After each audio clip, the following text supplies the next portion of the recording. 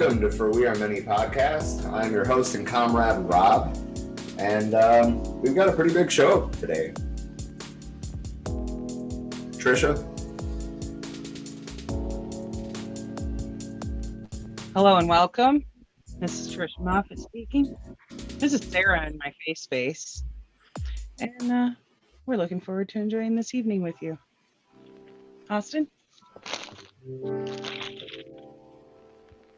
Hello, everyone. My name is Austin. I'll be running for Congress in 2024 under the Green Party. That's about it. Thank you. We're going to start off today's stream with a special Left Unity segment. We're going to be talking about ecosocialism and why, in my opinion, it's necessary. We have a special guest, Cody from the Youth Ecosocialist Caucus of the Green Party. If you want to introduce yourself. Yeah, hi all. Thanks so much for having me. My name's Cody Hanna. I am the elected chairperson of the Arizona Young Ecosocialist Caucus. Aren't you also involved in the National Caucus? I am, yeah. I also serve on our steering committee nationally as the media committee chair, which is a lot of fun. Hell yeah. Is there anything you want to say diving into this, or should we just dive right into the questions? I'm cool if we just dive right in. Let's go ahead. All right. So who are the Youth Ecosocialists?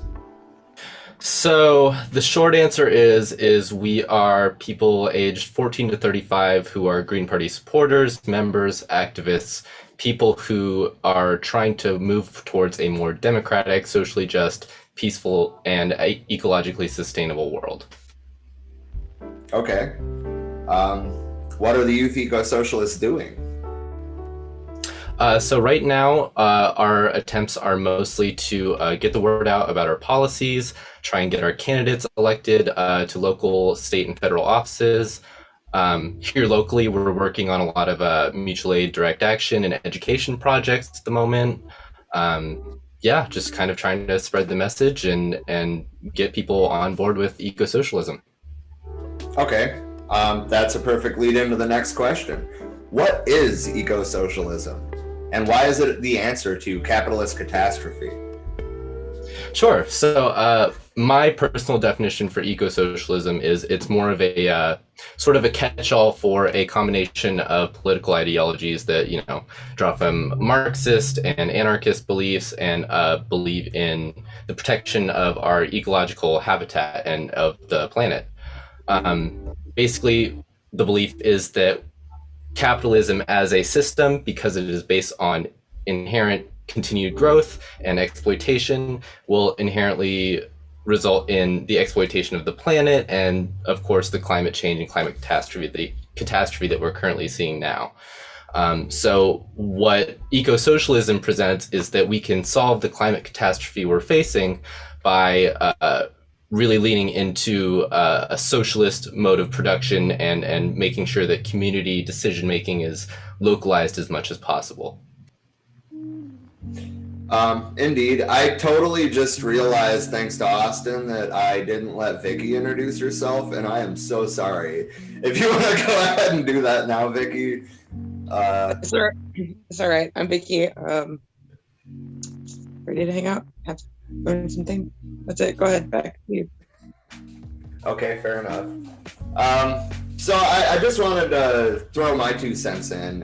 In my opinion, what ecosocialism is undoing the damage that's been done by capitalism. In short, that's my personal definition of it. I also wanted to bring up the book, Ecosocialism, A Radical Alternative to Capitalist Catastrophe. I bought a copy of it. I'm about 2 chapters into it. So far, it's compelling. Eventually, we're probably going to talk about it. Anyway, how long have you been a community activist? So I really got interested in politics at a pretty young age. I grew up an LGBT kid in a fairly conservative state, so my existence here was sort of inherently political. And that really got me interested and involved in causes for social justice, things of the sort. And, as I got older and had some more life experiences, a little more education, you come to realize how interconnected all of our different struggles are. And that, to just sort of play whack-a-mole with singular social problems is not going to solve the greater issues that are structural and systemic in nature. But yeah, I think my real activist experience came from joining the Yes Caucus. I joined in September of 2020 as just, I had been a Bernie guy in 2016. Obviously that didn't work out for a variety of reasons. I had supported the Green Party in the past. I supported Jill Stein's 2016 run. But I hadn't really taken the step to really get involved. And I came to a point in my life where I'm like, okay, you can sit here and be a keyboard warrior and just shout into the void, or you can get involved and you can try and do something. That way you can say, at least, even if everything else, goes to hell, I tried to make this world a better place. So that's sort of the resolve that keeps me going and doing this work. That makes sense. So you kind of answered the next question already. How'd you get involved? I also wanted to just say that I too was a Bernie supporter in 2016 and also in 2020. I was very briefly involved with his campaign before it was ended. In 2020, I mean.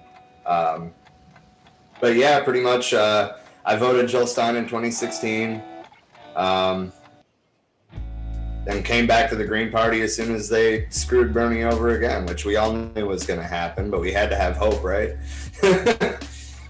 So that brings me to my next thing. What's your political ideology?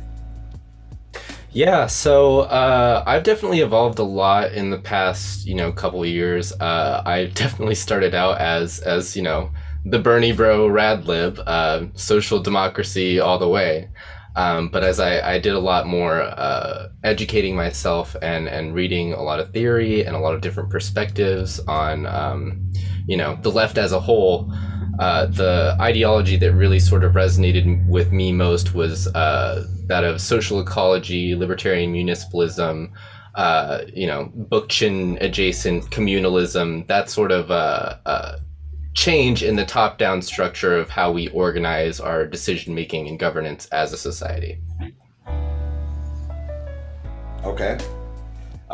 So how do people get involved with the Youth Ecosocialist Caucus? Yeah, so if you are between the ages of 14 and 35, we need you. If you care about the same things we do, if you care about grassroots democracy, peace, social justice, ecology, and you're in the Arizona area, please get involved. You can go to our website at www.yesgpaz.org. You can find us on pretty much all the social medias, Twitter at yesgp_az, Insta at yesgpaz, Facebook /yesgpaz. And, there's a million ways for you to get involved. We have events at least once a month, sometimes 2 or 3 a month. The best thing you can do is really just show up, ask questions, and be willing and able to learn and listen and, get into this fight with your comrades. Fair enough. So, what about people outside of Arizona? What if there is no Youth Ecosocialist Caucus in the state that somebody listening is in?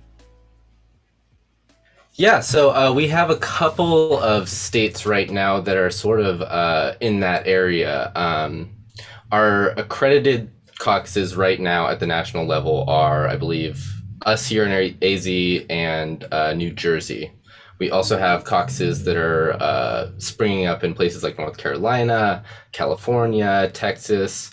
The biggest thing you can do if you don't have this sort of youth organization within the Greens or Eco-Socialist faction in your area is to start one. When we started it here, it was pretty much just myself and Colette, our current vice chair, who is also the chairperson of Green Party of Pima County. And we had both gotten involved in the Green Party here and found that, it was a little harder than we had expected to have youth voices and the voices of, the people you would think that would really be uplifted in that organization to really have that sort of say. So we came to a point where we basically decided that, hey, this doesn't exist, so we're going to create it. And it starts with like one or two people. You can find one or two people that agree with you, that want to do this, and you can connect to the National Caucus, which is pretty easy. We will help you get that started in your area. That's awesome. So, like, if somebody's too old, like, not to point any fingers, but some of the people on this call, if you're too old to get involved with the Youth Ecosocialist Caucus, how can you help? How can you support? Or how can you promote ecosocialism on your own? Yeah, so, a big part of my ideology and especially historical green ideology is like, we're stronger if we're a federation of groups that are sort of working on their own thing in cooperation with each other, rather than, having to put everybody in one group to do one thing. And I think the really big thing is, like, even if you don't fall into certain identity caucuses or identity groups or whatever for organizing, that building those coalitions between the ones that do exist that you can be a part of is really, really the big thing. That and anything you can do to share and spread the message, especially from young people and people of color and LGBT people who are doing this work right now, is super, super helpful. Fair enough. So I just want to, so during our streams, we usually interact with the comments on Facebook. So I just wanted to take a second to shout out Emily, Natalie, Calvin, and welcome, guys. Thank you for being here. What are the Youth Ecosocialists doing in Arizona? Yeah, so right now we've been putting a lot of work into some educational resources. We've been putting on some seminar events that talk about our key values. The most recent one being about grassroots democracy, sort of touched on how our democratic system works now and some of the changes that Greens and eco-socialists want to see.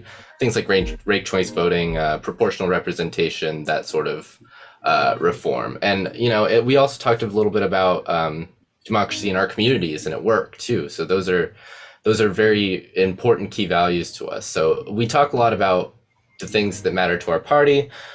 We also have some direct action and mutual aid stuff that we're trying to get set up over the next couple months. Trying to partner with Green Party of Maricopa County on some demonstrations in June, July, maybe August, depending on the weather. A lot coming down the pipe. So it's just a matter of getting everything going. Yeah, absolutely. So what's happening with the caucus at the national level? So at the national level, basically, the way I like to think about the national level of the Youth Caucus is our purpose there is really to give young activists a place to sort of get their feet wet in the world of third-party politics and political organizing.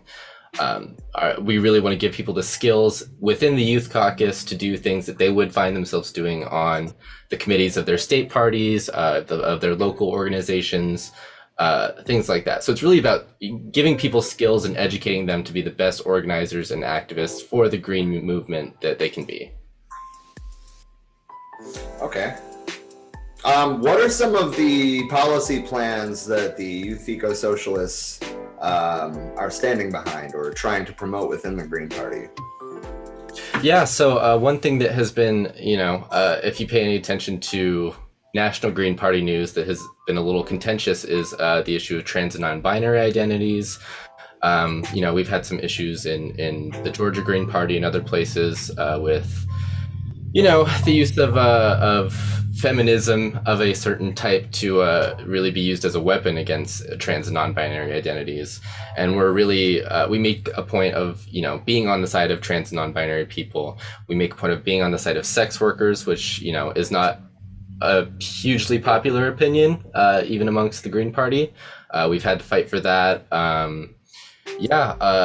Mostly, other than that, it's a lot of the general left policies. We all obviously agree we need healthcare for all, we need housing for all, we need clean water, good food, clean air. But yeah, other than that, it's really just sort of trying to push a left party even further left, which is always a good time. Isn't it though? Well, I think our chances are a little better than the Democratic Party. But what do we want to change within the party or outside of the party? So I think within the party, at least what I want to change, I think there is a generation of Greens who have been doing this for a long time, who are the remnants of what was in the 1960s, the New Left movements, the eco-feminist movements, things that have been going on for a while that just never really got off the ground in the way that they probably could have. So really part of what we're trying to do is A, give those people a rest, but B, really push a new generation of young fighters for the working class, for the planet, for all these policies that we desperately need that we've been working on for 100 years in some cases, like with healthcare for all in America. But really just trying to get that energy, especially from youth people, people of color, people who are generally apathetic about the political process here in the United States, to be involved and to be active, and for everybody to feel a certain amount of duty to be, at least in some aspect, politically active, to fight for their own rights, because that's the only way. It's the only way we're going to get anything. We all have to fight. Yeah, I mean, really, at this point, it's almost like we have to take direct action, literally, for our lives. Right, and that's one thing I would love to point out and show some appreciation for what you guys are doing there, because you can't truly achieve actual equality, true equality, if you were leaving out any group that is being oppressed. You can't be, approaching something going, I'm fighting for equality. What? Oh, wait, I'd like to be a turfy motherfucker. No, we can't have that. We can't have that shit at all. This has to be inclusive. And this is where I think it's very important for a lot of people to start to learn about intersectionality, because we really do all need to come together and fight together for all of our rights, regardless of gender, identity, race or ethnicity, any of those things across the board, because so long as we allow even one person to remain oppressed, we're not actually fighting for true equality. I agree. One of the things that I want to say is, sorry, I thought you were done. I'm just saying, I love that is inherently a part of your platform, to make sure that this is as inclusive as possible. So, props, bro. Go ahead, Rob. I also really enjoy that the first meeting we ever had, it was very broadly stated that we all believed that electoral politics alone aren't going to fix it. So, we're trying to practice dual power, essentially. And I think that's important. So that was part of what drew me to the Youth Ecosocialists specifically, as opposed to the Green Party more generally. Yeah, absolutely. And, I think, at least in my own view of what I would hope for this organization to be, maybe in 10, 15, 20 years, is really that, that people's assembly, for lack of a better term, where we can come together and all have a vested interest and shared responsibility to our communities, and use that sort of body to maybe push for a more electoral thing at the very municipal level at first, and build from there. But I think, a lot of people, and in the Green Party included, I think maybe have their eyes set on bigger prizes than we can claim right now, when really, if we build the power both within the system we already have and outside of it to make it obsolete, I think that is really the best path for us moving forward as a broader united left. Fair enough. So how many veterans are involved in the Youth Ecosocialists, and have we made an effort, or do we plan to reach out to vets specifically?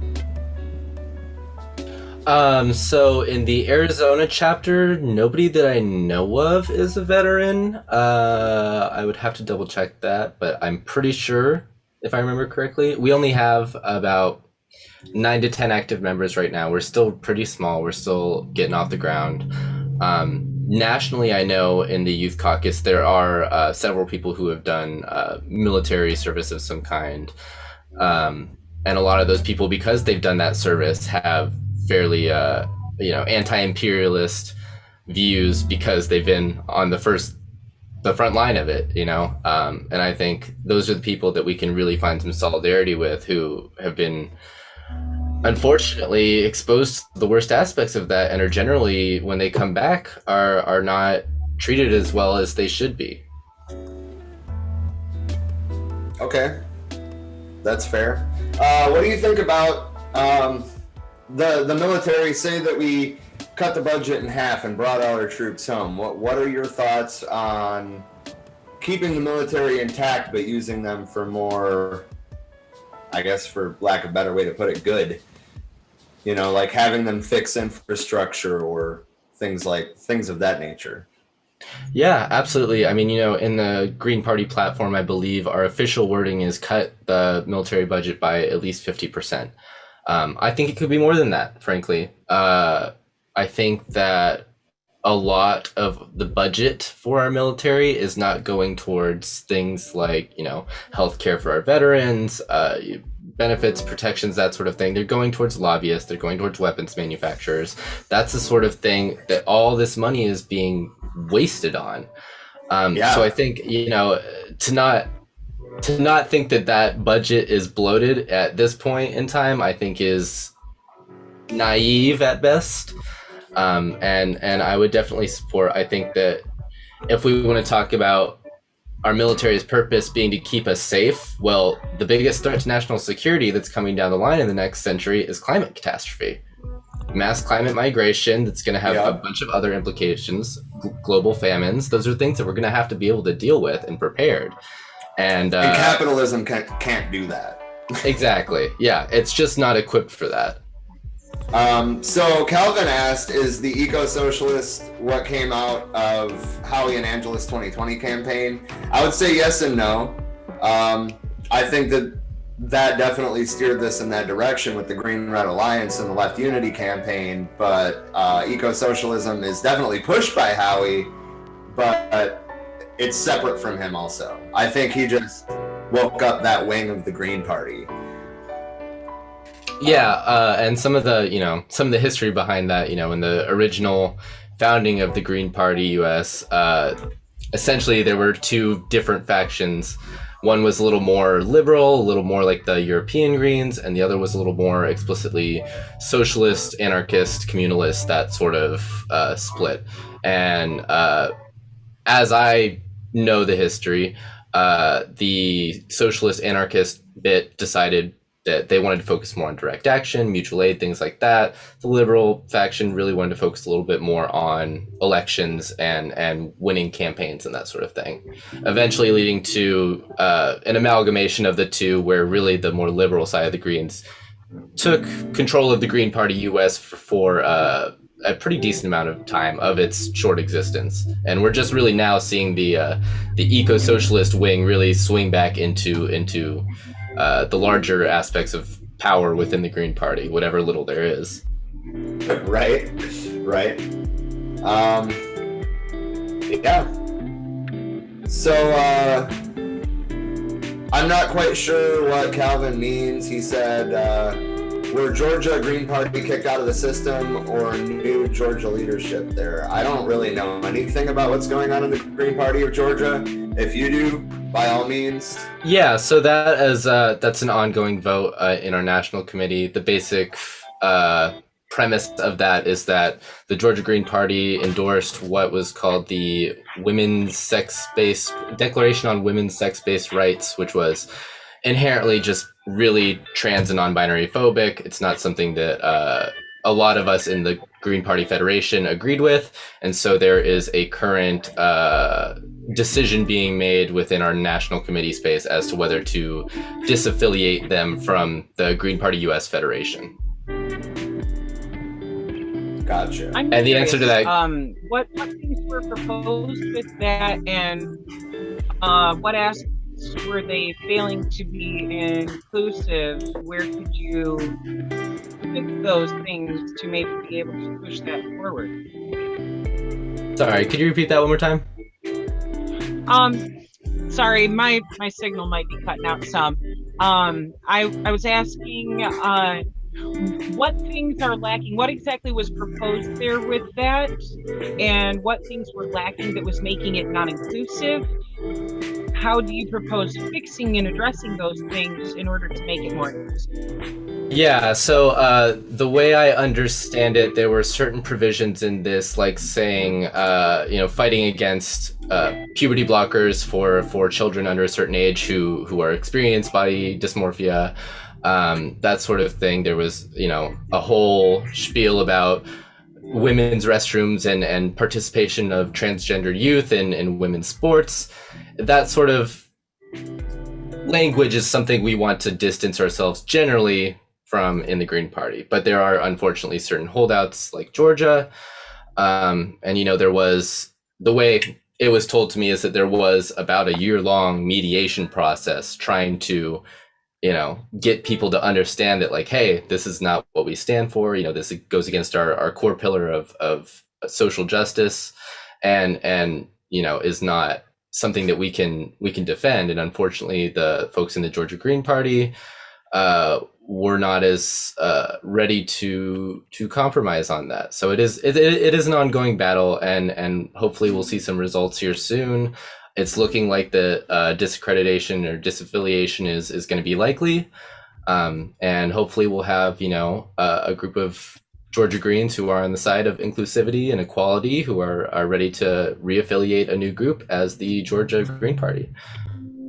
Absolutely, because dude, from the sounds, that shit sounds like Republican talking points, not anything that should be coming out of anybody's mouth on the left. Yeah, exactly. Maybe you have some Republicans who've infiltrated the group trying to have a negative influence or something, because that's the kind of shit I would expect to hear out of somebody who is like vehemently Republican, and that not to knock anybody for their beliefs or anything, but the evangelical religious shit that is like, oh, we must protect women and children in bathrooms. Get the fuck out of here, man. I've never seen a single case of a trans person attacking anyone in a bathroom. You know who I have seen lots of cases of people attacking in the bathrooms? It's older, straight, white males that are also, for some reason, tend to be, Republican and on the evangelical side of things. And it's like, you need to look at your own instead of looking over here, because it's something that's literally never happened. I don't get where they pull these arguments out of thin air of like, there's no reality basis for this. It's never happened, but we think it might happen, so we need to write some fucking, anti-trans laws to prevent something from happening that doesn't occur. It's fun. So I wanted to throw a shout out to the people in the comments. If anybody has any questions for Cody, or I guess for myself, we're both involved, but this is more an interview with Cody. So if you have any questions about the Youth Ecosocialists, throw them out in the comments on Facebook. But while we wait for the responses, as a resident of Arizona, what are your thoughts on the activists that want an independent first responder unit for mental health instead of sending police, aka defund the police? Yeah, I mean, we are absolutely on board with defunding the police as a hope that we can reach some kind of democratic community oversight of whatever defense apparatus exists in our communities. Personally, my own belief is I don't think we need the police. I think that crime is a result of social and material conditions that are going unaddressed. And I think that, like I was talking about a little earlier, you can't just whack-a-mole the symptoms and not deal with the root cause of the problem, which in many cases is lack of opportunity, lack of jobs, lack of education. those are the sort of things that we need to address if we want to stop crime, rather than continue to put police who are inherently violent, racist, classist as an institution into our communities. That doesn't make us safer. So we really want to address those root causes of crime and what drives people to, go about acting on a social ill, because nobody is inherently a bad person. In my view, I don't think anybody is seeking out to commit crimes because it's fun to do so. I think crime is definitely a result of people's conditions, and if we address those conditions, therefore you would have less crime. I vehemently agree with you. Yeah, I was gonna say that was better worded than mine would have been. You kind of briefly touched on it, but I also wanted to point out part of Howie and Angela's platform was community control of the police. And I think that at the very least, that's where we need to start. And at that point, if communities are like, hey, this isn't working out, then they can further defund the police or disband them. Ultimately, I think the best course of action to get there is community control of the police. Well, and we can definitely look to it, other examples that, share similarities with our green ideologies of how they're doing community defense. One example is in Rojava, where the community defense, the people who would take the place of police officers are, they're democratically elected from the community. They rotate through. If they are constantly encouraged to critique their own performance and have their performance critiqued by the community in public assemblies. So there's ways to do public safety and community defense that are inherently different from the white supremacist, classist, racist version of policing and community safety that we have today. Fair enough. So Calvin asked how many candidates are running in 2021. I don't know if he's referring to the Youth Ecosocialists specifically or the Green Party as a whole, but either way, do you have any idea? Off the top of my head, I know we have Connor Mulvaney, who is running for city council in Pennsylvania. I want to say Pittsburgh City Council in Pennsylvania. I believe that's 2022. We also have Destiny Clayton, who is a young eco-socialist member who is running for governor of Michigan.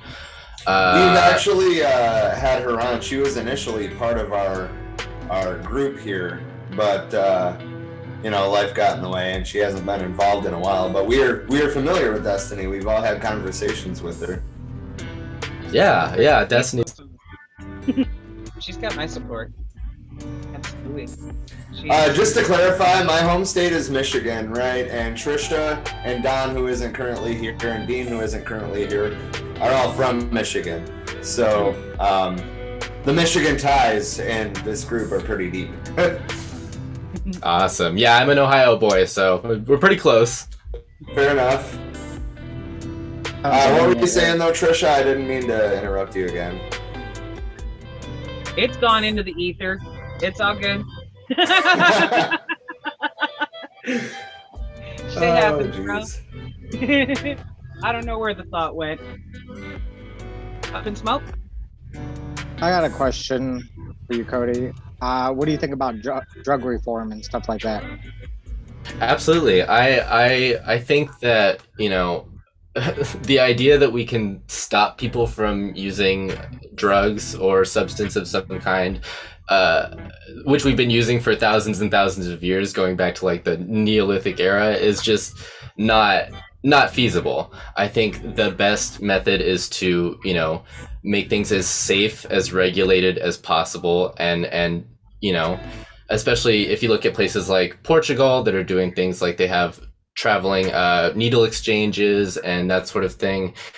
Drug use is going to happen. What we can do to stop it is to try and curb, again, just like crime, the social and economic reasonings for drug use of certain kind that destroys families, and to encourage the safe and educated, knowledgeable consumption of drugs like cannabis and psychedelic mushrooms, I have no issues with that.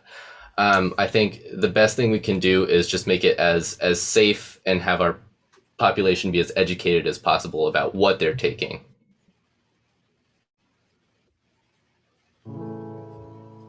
Again, well said. Yes. What do you think about the prison system that we currently have in the United States? How much time you got? No, it is, it blows my mind every day to just think of the magnitude of people we incarcerate in the United States and just this absolute hurdles we jump through to incarcerate people from working class communities, more often than not Black and brown communities. It is an entire industry at this point in our late capitalist hellhole that just thrives on suffering and cruelty. And I think we really need to, I've heard from many people that I talk about prison and police abolition with that, oh, that's a lofty utopian goal. If it's utopian to not keep more people in the worst conditions we could keep people in our society than has ever existed on the planet before, then I'm a utopian, then I don't think that's a bad thing. But I think if you view that sort of ideal as utopian, then that concerns me. I mean, to be fair though, Engels said that socialism should be both scientific and utopian. Why? What is with the negative connotation on utopian? Because they think it's unattainable, and that's what they're trying to get across with even using that word, as if having a utopia where real equality exists, etc., that it's unattainable.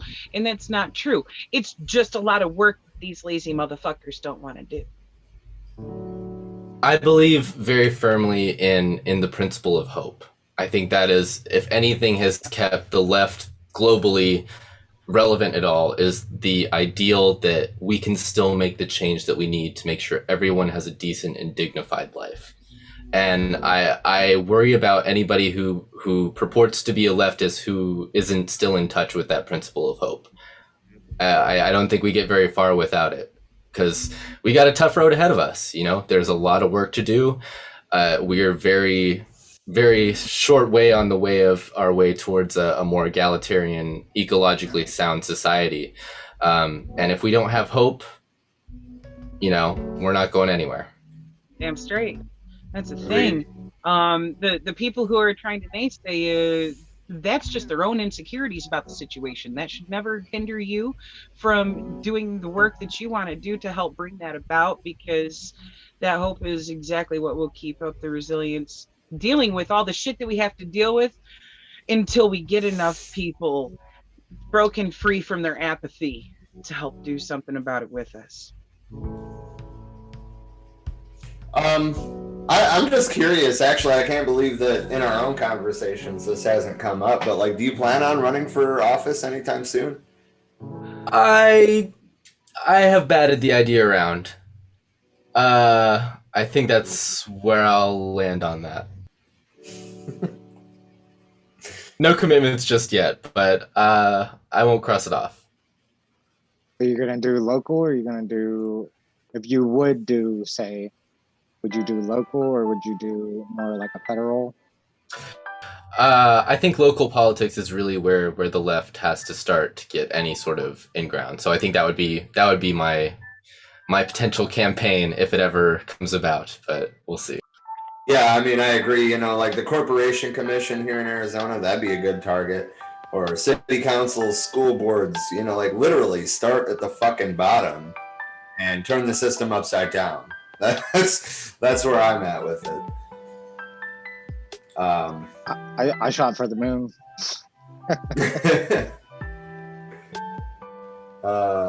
Okay, so I guess we'll go into more. Actually, Calvin has another question. What is your view on the more corporate green parties like Germany and the UK? So here's the thing.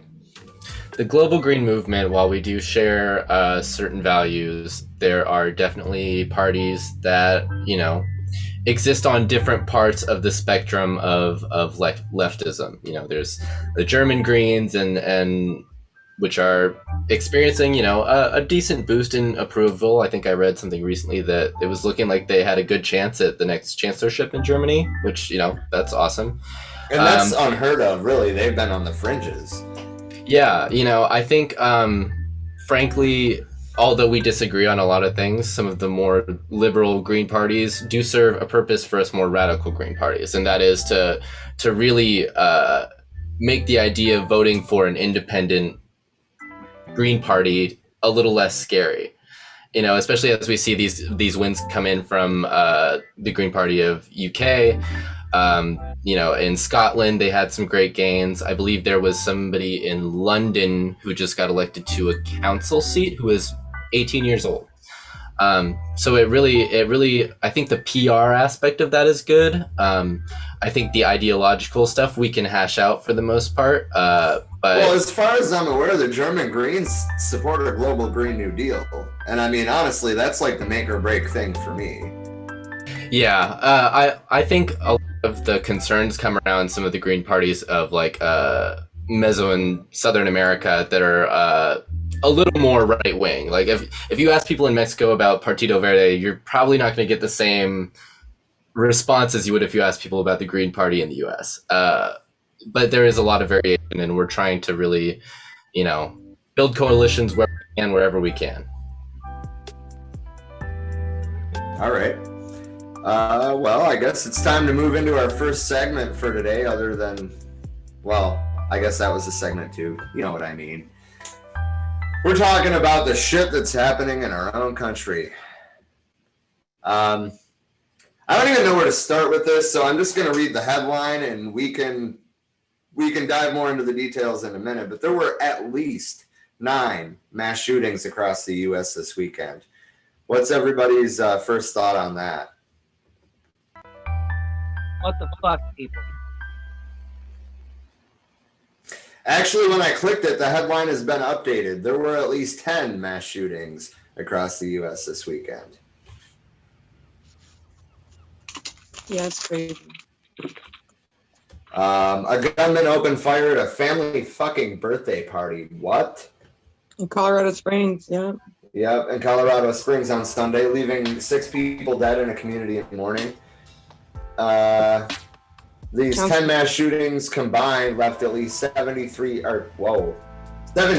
people dead and 33 more wounded. According to CNN reporting and an analysis of data from the Gun Violence Archive, local media and police reports.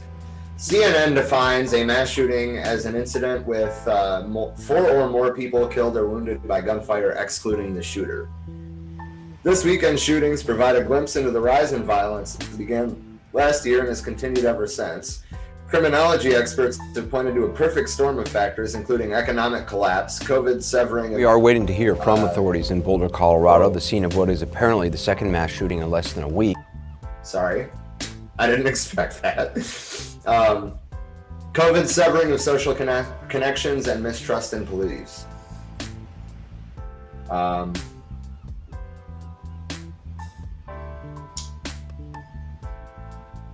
The Colorado Springs shooting, the suspected gunman, believed to be a boyfriend of one of the victims, also died. Words fall short to describe the tragedy that took place this morning. From the officers who responded to the shooting to the investigators still on scene, we are all left incredibly shaken. Philadelphia saw 14 shootings. One of them was a mass shooting, apparently. Phoenix, actually... Cody, I don't know if you heard about this. I assume that you probably have. There was a shooting last night at Hyatt Regency Hotel, downtown Phoenix. Yeah, I did see that. 1 man dead, 7 wounded.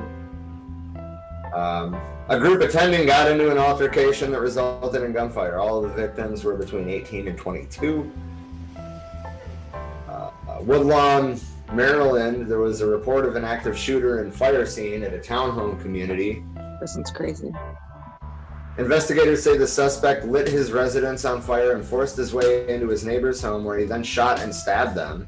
He shot 2 more neighbors as they came out of their home, including a 24-year-old who died. What the fuck?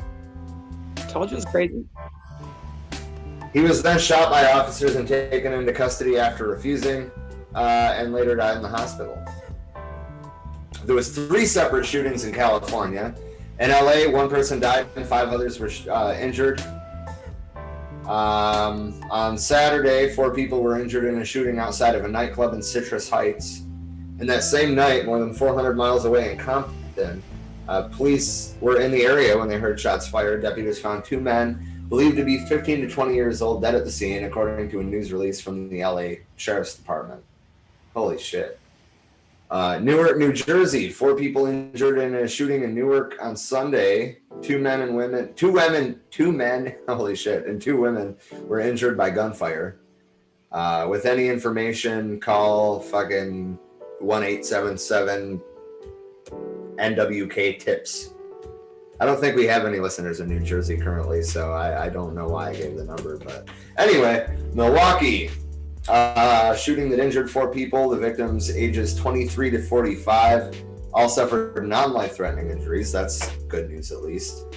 2 men have been arrested in connection, and the charges will be forwarded to the prosecutor's office in the coming days. Then St. Louis County, Missouri, 2 people are dead and 3 others injured after a shooting in a park. 10 shootings, 72 hours. This is where we're at in this capitalist hellscape. I think it's a good reason for Medicare for all. Medicare for all, mental health, yep. Yep. Yeah, we need mental health care in this country. And I mean, on this podcast, we tend to be, how shall I say it, quite gun friendly. Yes. But that being said, as far as I'm aware, all of us on this podcast, while being quite pro-Second Amendment, also understand and support common sense legislation, background checks, mental health checks, red flag laws. These are common fucking sense things. Yeah, and people that have medical marijuana cards should be able to own guns. Sorry, I just had to bring that up. Yeah. UBI would help with that too, I think. I think a lot of these cases that,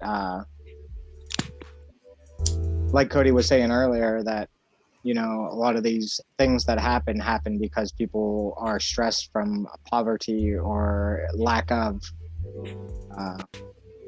So I think UBI would help people out where they wouldn't have to do some of these things. I think we also need to consider like just the uniqueness to the culture of violence that exists in the US that is long standing.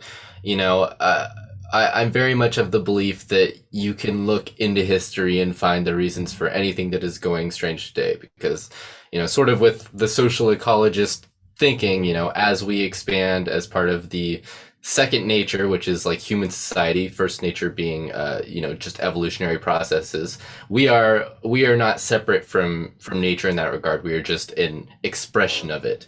And when we have a development among ourselves as humans, as the very few beings that can really take our reality and our biosphere around us and change it to our own whims, recently, you know, as far as global history is concerned, we've really, you know, kind of screwed the pooch on that values wise.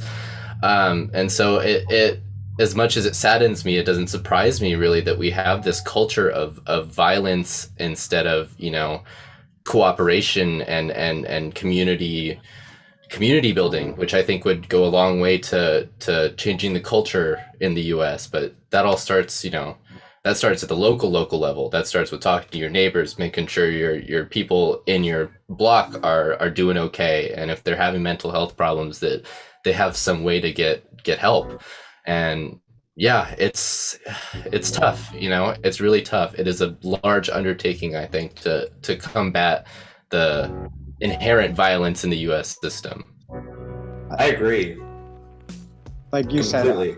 said, I believe that's like community outreach, making sure people are okay and everything. That goes along with helping them with food or clothes or mutual aid, you know, letting people know that you care about them. So. I think, well, first of all, I want to catch up on comments a little bit. Natalie said we need more leftists in all areas of government. Local is a great place to start. And as for what we're talking about now, she said it's becoming the norm in the U.S., sadly. And she added, the young grade school girl that took a handgun and shot 3 students, thankfully nobody died, but one of them was a young grade school girl. One of these shootings, so. Now, is that the trans girl? Honestly, I haven't been able to keep up with all of them. I think that was the trans girl that was being bullied. Wouldn't you kind of blame that on the parents? I mean, I don't want to sound like that, but obviously the gun wasn't hers. She's grade school. I mean, right. That goes along with gun safety and everything.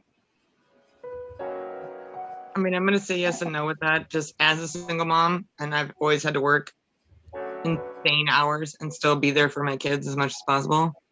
You can teach and teach and teach, but if they're really going through something and like I'm working 16-hour days, 6 days a week, they don't have they're not around me when they want to talk to me about what's really going on like that. You know, I mean, it wasn't the case with my kids, but it's hard. It's hard to manage all of that time and to do all that other stuff. And if she was really feeling some type of way, then, I mean, you got to take that. You can't blame it on the parents. Yeah, that's what I'm saying. But I mean, if they didn't have it in a lock case or, you know, something of that behind their locked door. But I mean, I get you there. My mom couldn't control us at all. So I've had a rough childhood and I did things that I probably shouldn't have. So we all did, don't worry. So just to further elaborate on what we're already talking about, there have been on average 10 mass shootings in the U.S. every week in 2021. There has been 194 mass shootings in the United States this year, 18 weeks into the year. It was 106 last year at this time, right? Yeah. Yeah. I mean, I don't consider 18 really an adult. I mean, I know by law, 18-year-old is an adult, but not here. But they're allowed to go to the army and they're allowed to go overseas and then they're allowed to kill people over there and have guns and stuff like that. And I don't want to sound like 80s mom or something and say we're literally desensitization of the American cult or the American people. I mean, it's literally I've watched some stuff that we probably shouldn't be able to watch. You know, you can watch these if they're videotaped. You can watch these things on the internet now. We have access to them, and it's just like you see somebody die like that, and it kind of takes the oh my god out of you, you know, or you know what the fuck kind of out of you, and it replaces it with a okay, another one happened, you know. But I guess that goes and it stems back to mental health and, you know. Well, it's normalization of something that should never be fucking normalized because we are so exposed to it. It happens so frequently that, you know, it is literally become normalized for a lot of people. This is just the shit that multiple generations have now grown up with. I mean, I'm almost 40 and I was still in high school when like it started becoming a thing to have school shootings specifically, you know, and you'd think we would have gotten something done in the last 20 some years to maybe start to move in the right direction with this, but we're not. We're seeing more of it. Well, what the fuck? their way to solve it was introduce more guns into schools, like give teachers guns, or put police in schools. It wasn't. Oh my God, yeah, I remember that. Okay, the giving teachers guns, I can kind of fucking understand, like, a little bit. I don't necessarily agree with it, but I can at least understand it. But putting police in schools, are you fucking kidding me? They're too trigger happy as it is. They also get paid extra for being in schools. They get paid more. It's like overtime for them when they. I've known a couple cops that were actually had to, do that, go into schools and stuff. But and we should have literally thought, well, maybe it's mental health instead of spending the money on all this other. Not to mention that during all this that happened, we're cutting the school budget. We're literally cutting back their money. So more and more kids are in a classroom, which I think that's terrible to begin with. Then you feel, when you're in school, I remember, you feel left behind. You feel like you don't matter, and it dwells at you, and it really gets to you. And I don't know. So Natalie said, we definitely have been desensitized to violence and death by violent means. But I would like to point out, though, that we have been desensitized to it on a mass scale pretty much, but yet we're still taught that if somebody commits a violent act as, say, a direct action, that they're a terrorist. So we glorify violence if it's meaningless violence, or if it's violence out of anger, but if it's quote unquote righteous violence, then it's wrong. How is that not a contradiction that we have grappled with yet? Or who it's done by. Yeah. I mean, you look at all these police shootings and stuff, and now us, the far left,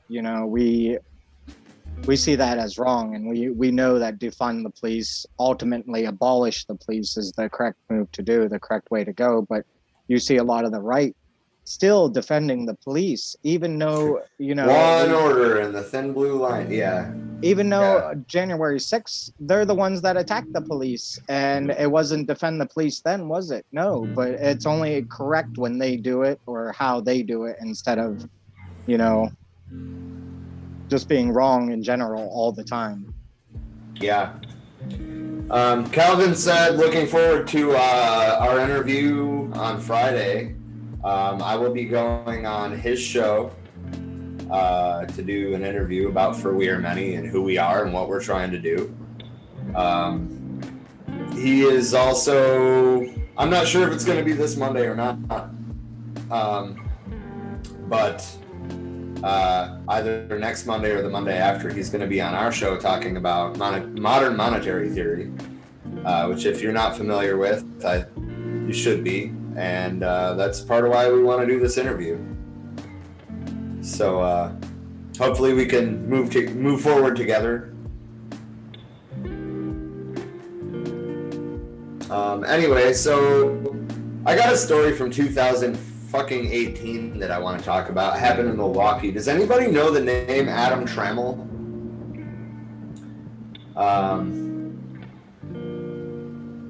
Calvin just put in the comments the link to his podcast and YouTube channel. So if you're interested, go in there and click the links. But does anybody know the name Adam Trammell?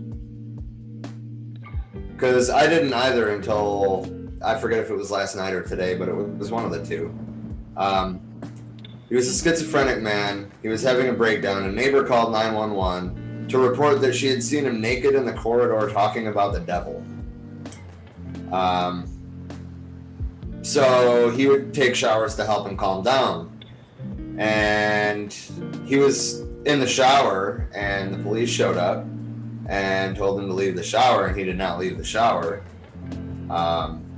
They tased him 15 times in the bathtub, by the way. Power and water don't fucking mix.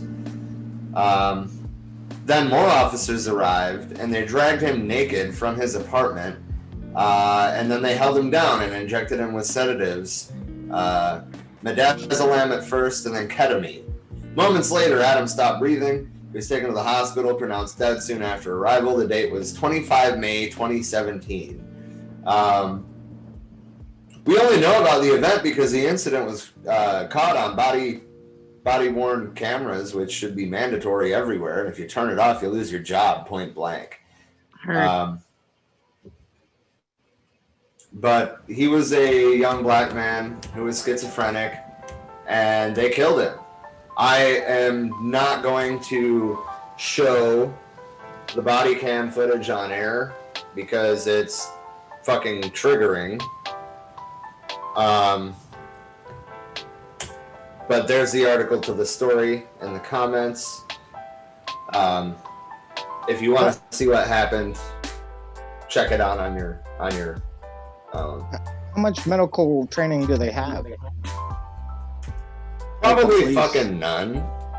You know, to administer drugs like that? Right. Yeah, can you pull up the DA report that was included in that article? Because I have a couple points that I think were interesting. Yeah, I will in a second, but I just wanted to point this out. This is just from 2018. It's completely unacceptable. This is why we were talking about how here in Arizona, activists are pushing for a mental health response first responder unit rather than sending the police. And this is why this is necessary. This is fatal incidents. This isn't every incident. This is the one where the police killed somebody with a mental illness just in 2018. Actually, I remember this one in Saginaw, Michigan very clearly. That happened just before I moved out here. But yeah, I'll bring up the DA's report in just a second. They have no right to. They shouldn't even be allowed to respond to those kind of calls. Right. Cody, I'm actually not seeing the DA report in here. I swear it was, though. Maybe it was the other article. It might have been the other article, but I remember I was reading through it, and it was going through, these officers showed up to a call about somebody who was having a mental health episode, and they said immediately in the first bit of that, it was like the one officer had their taser already drawn before even going into the apartment. So first things first, that is just not conducive to like solving this in a way that makes sure nobody is harmed, right? Like if I don't understand the reasoning, and if you look down, if we do end up finding the DA report in the it was the other article I see. Yeah, this one was about the medical examiner's report and such. Yeah, and I have a lot of questions about this excited delirium cause of death, because I think that is interesting given the other context surrounding this, being that he was tased 15 times, and also in the matter of 10 minutes in the shower, and also beaten by 3 cops on the scene when they first got there. There was the 2 in the bathroom and the one that was outside the door. Yeah. I still don't see the actual report, but in a May 4th, 2018 interview with Wisconsin Public Television's Here and Now, Milwaukee County District Attorney John Chisholm described it as a significant and dangerous medical condition that requires immediate attention. So, referring to excited delirium, obviously. It describes a physical and mental state that has been cited as a cause of death in dozens of officer-involved deaths across the United States in recent decades. Its symptoms include agitation, sweating, increased body temperature, unexpected strength, and others. It is typically associated with mental illness and drug abuse. However, excited delirium is not recognized as a condition by the American Psychological Association or the American Medical Association, nor is it listed in the latest edition of the Diagnostic and Statistical Manual of Mental Disorders, aka the cops and their cronies are full of shit. Yeah, this sounds like a disease that was made up because all of the symptoms seem to really fall in line with trying not to be killed by the cops. Yeah. Right, right.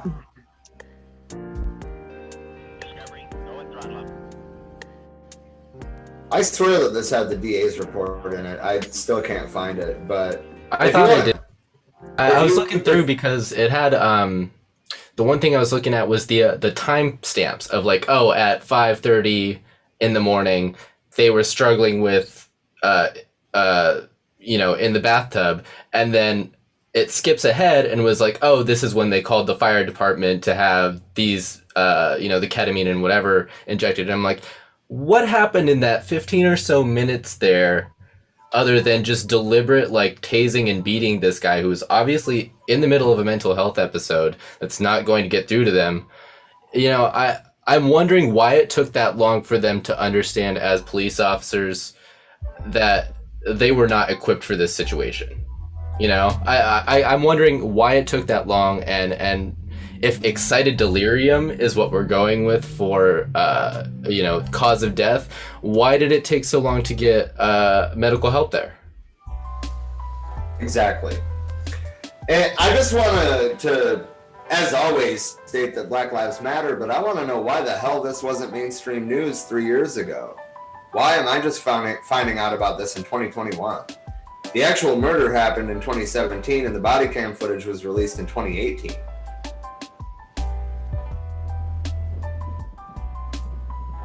Anyway, the point is, none of the officers were charged. I don't think any of them were even faced with disciplinary action. They just went back to work like nothing fucking happened.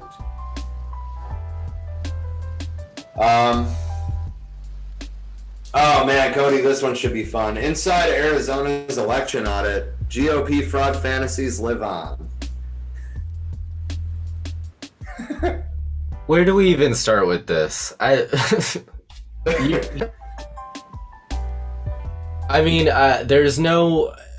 no better bastion of where the GOP has just gone full on Looney Tunes than in Arizona state politics. Other than here, I haven't seen it anywhere else where things have gotten this just out there, and I'll give a lot of credit to certain Democratic state representatives and state senators and things, that there has been a good amount of pushback on certain issues, and on other issues they've been pretty weak to stand up against what is a fairly obviously fascist wing that is taking over the AZ GOP.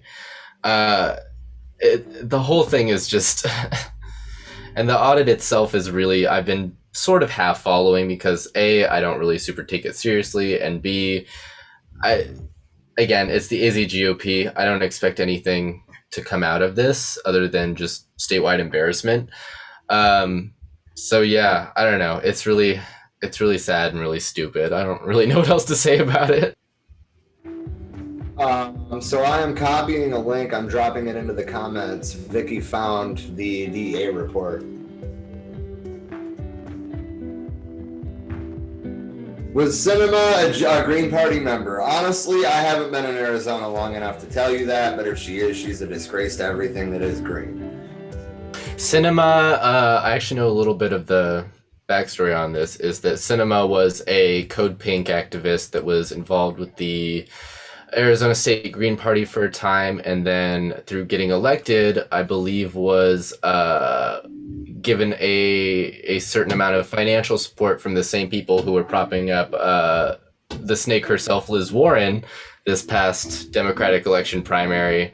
And once that happens and you've got that money rolling, it was what it was going to be. So yeah, Kirsten Cinema is not our ally. Just like putting that out there to the world, like we don't fuck with her. Yeah, I completely agree. I have tried to leave her voicemails about various issues, and her mailbox is almost always full. Like, you can't leave a message, and if you email her, she doesn't email you back. I will say that at least Mark Kelly, even if it takes him weeks, will send a generic email back. She didn't even do that.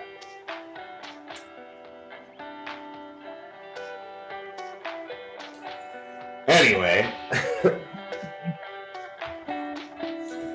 So I guess I'm not gonna like pull up an article for this or like dive deep on it at all, but Ford announced that they are revealing the F-150 Lightning, which is the electric F-150, on May 19th. So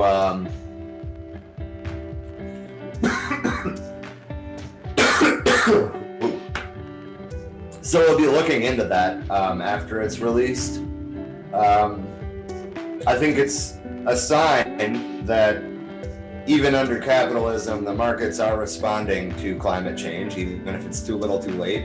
And I'm willing to embrace that. However, I want to take this moment to say that we're ultimately not looking for green capitalism. We're looking for eco-socialism. The F-150 Lightning should be made by a publicly owned company by union workers. Anyway. Well, and replacing our vehicles with electric vehicles is not going to solve the problem, right? No. If we don't touch the problem of public transportation, and especially our bigger cities, that sort of issue is we can't just throw a green capitalist band-aid on it and hope that fixes it, because that's still a lot of those resources come from the global south where workers are exploited. And that's the sort of thing that a lot of us sort of on the further left poke at the Social Democrats about, because they still allow this system of exploitation to happen outside of their own country, so they can have certain standards of living and propose to fight climate change with their electric cars. So, I think in places like rural areas where you need a car or a truck to get certain things just done as far as your community, I can understand that. But as far as bigger metropolitan population centers, I think we really need to look at, phasing out cars as much as possible and really walkable communities. Yeah, exactly. Well, the electricity that fuels those cars, where's that coming from too, Like, is it coming from a clean source, or is it coming from a source that pollutes? Right. And that's something that has been getting a lot of attention, specifically here in Arizona recently.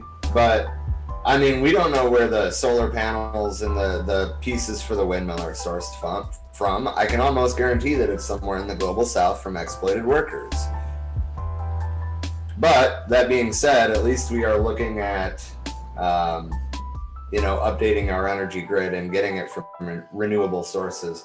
I think that even the most conservative people here understand that there is never a shortage of sunshine in Arizona. Or wind, really, for that matter. You think they would think that in Texas too, Well, I mean, Texas is a little bit... Texas is Texas. That's a good explanation. Yeah, they need to get away from their privatized utilities. Yeah, agreed. I mean, frankly, it needs to be publicly owned, and we need to have a complete national infrastructure, not a state-by-state infrastructure. But I digress. So in Tennessee, a gravel and sand mining operator has been ignoring a cease and desist letter since December, and opponents say its continued construction on the banks of North America's most biodiverse river may already be harming wildlife. We're talking about the Duck River. It's in the middle of Tennessee, has the most species of any river on the continent, with at least 151 species of fish and 55 species of mussels, including 8 federally protected endangered species. So when Volunteer Sand and Gravel began seeking permission to mine right next to the river, there was a lot of opposition. The operators received some permits, including from the Tennessee Department of Conservation and Environment, but withdrew their application for a permit from the Tennessee Valley Authority, which controls the river system. The Tva Act requires the public utility to approve any construction that would affect flood control, such as the pit mining operation and the berms the company is building around the site, all within the floodplain. Although Volunteer never received a permit, it went ahead with construction. TVA sent a cease and desist order in December and has followed up with 3 additional letters. The company has ignored all of them. The president, Chad Swallows, I mean, is that a real name? Chad Swallows? Of course his name's Chad. Chad. Never trust a Chad.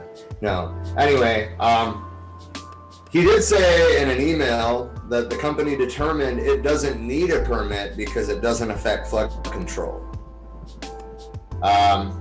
With heavy rains in March, opponents say the predictable happened. Photos show the construction site inundated by flooding with a light-colored plume streaming away from it. Swallows is contesting the violation, claiming the plume is not sediment, but clean water coming off a nearby creek. No, it's sediment.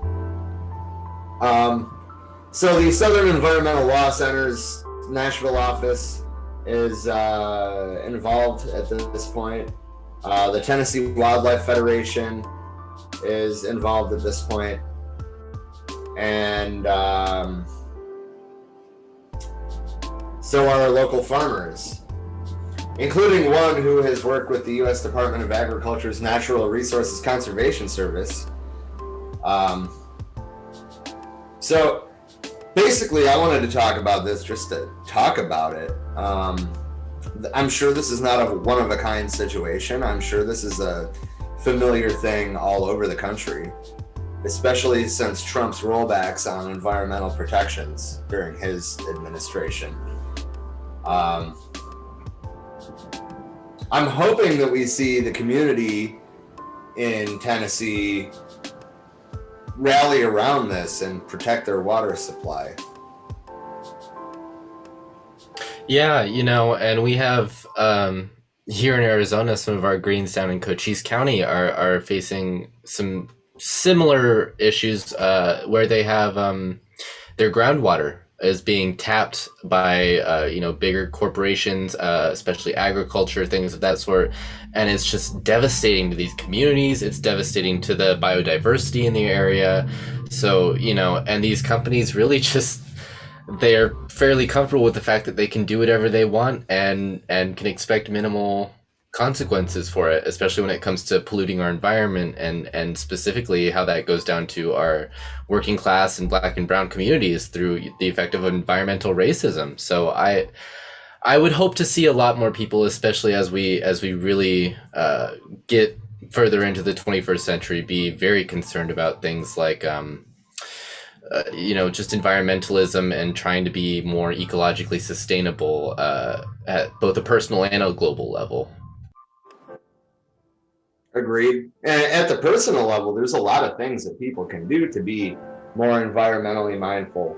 Like, I'm not saying you got to go vegan, but I mean, me and Emily have been doing meatless Mondays for about 2 weeks, and honestly, I'm starting to notice that, like, don't get me wrong, I still like meat, I still eat meat, but I've been craving it less. It's felt less like a necessity, and I still use dairy to a point too, but I don't drink milk anymore. Little changes make a difference. Or if you're looking into buying a new car, maybe buy that hybrid Prius that you were talking shit about last year instead of buying a fucking F-350 Super Guzzler.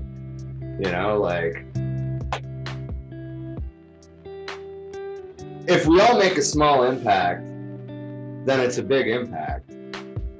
That being said, it's also, we need to force the hands of corporations to do their part, because the large multinational corporations and the U.S. military are the largest contributors to climate change, and they should be held responsible for such. But that being said, there are little things that you and I can do in our daily lives to make a difference.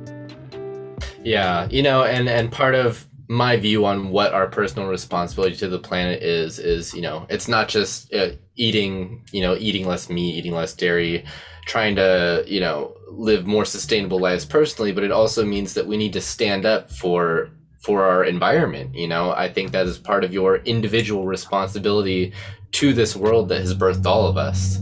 Right. And plant some pollinators, save the bees. Absolutely, yeah. Every garden is a revolution, especially a community garden. I had some pretty big plans about doing a community garden, but instead it's still in my backyard because I didn't trust the city not to fuck with it. I organized a park cleanup and got a phone call from the city about how I didn't have a permit for a couple people with trash bags to go clean up trash at a public park. I mean, if that's how they're going to act about that park, I'm not about to put food down there. That being said, every garden is a revolution. I agree, especially community gardens, but if you don't have any option, plant some flowers in a box in your backyard. You know, there are options. There's vertical gardening, there's hanging gardens, there's raised beds, and there's container gardening. I don't have any raised beds, but other than that, I kind of have a hybrid of all of those in my backyard right now. And the goal is to not have to buy factory farmed produce, and maybe to have enough to, you know, give some to some people who need it, who don't normally have access to fresh produce or to healthy meals. Yeah, absolutely. And, you know, part of what we've been doing recently with Green Party of Maricopa County, we've been working with Produce on Wheels Without Waste, which have been doing a lot of really important work to, you know, take this produce that would normally be just thrown in a landfill and wasted and contribute to a lot of the greenhouse gases that contribute to climate change. And we take that produce and we give it to the communities for like, I think it's like $12 for a box. And it's like a pretty hefty box of just like cosmetically ugly produce. And, you know, it's that sort of thing where it's like, we have all this abundance. Like, scarcity is not a thing that really concretely exists in today's world. It's just we have to reallocate how and where we're using our resources, and that starts in little ways like community gardening, and in other ways like, you know, that sort of volunteer work and mutual aid, and it builds from there. Isn't there a company that does that, like sells produce that doesn't look like, you know, it can't be sold in stores because it's not aesthetically pleasing? Yeah. I think so. I also support farmers markets. I mean, I know they're out of some people's price range, but you're giving money directly to a family rather than to a factory farm. So Farmers markets are actually cheaper out here than it is at grocery stores. Really? I wish it was like that here. It was like that back in Michigan. Especially in Michigan, there's a program. If you have an EBT card, you can, it's called Double Up Bucks. You can go to the farmer's market and spend $20 on your EBT card, or bridge card as it's known in Michigan. And you get $40 worth of whatever you're buying.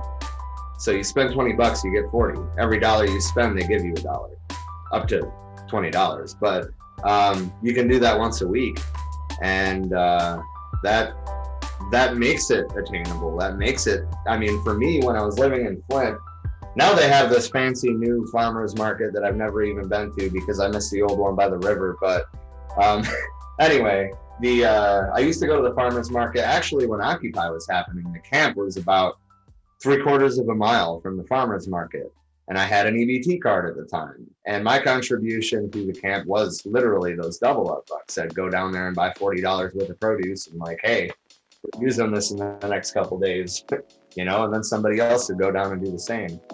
I think every state should have something like that. Hell, not every state has a program where you can use an EBT card at the freaking farmers market. So I don't know if we can here, but I'm in the middle of farm country, so there's that.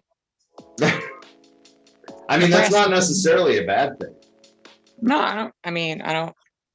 I have my own feelings about Nebraska, but it's all right place to survive. Emily said, I believe it's 50 pounds of produce they give. And as she said in the comments, we've participated a few times, and it is a really good program. For the amount you get, it's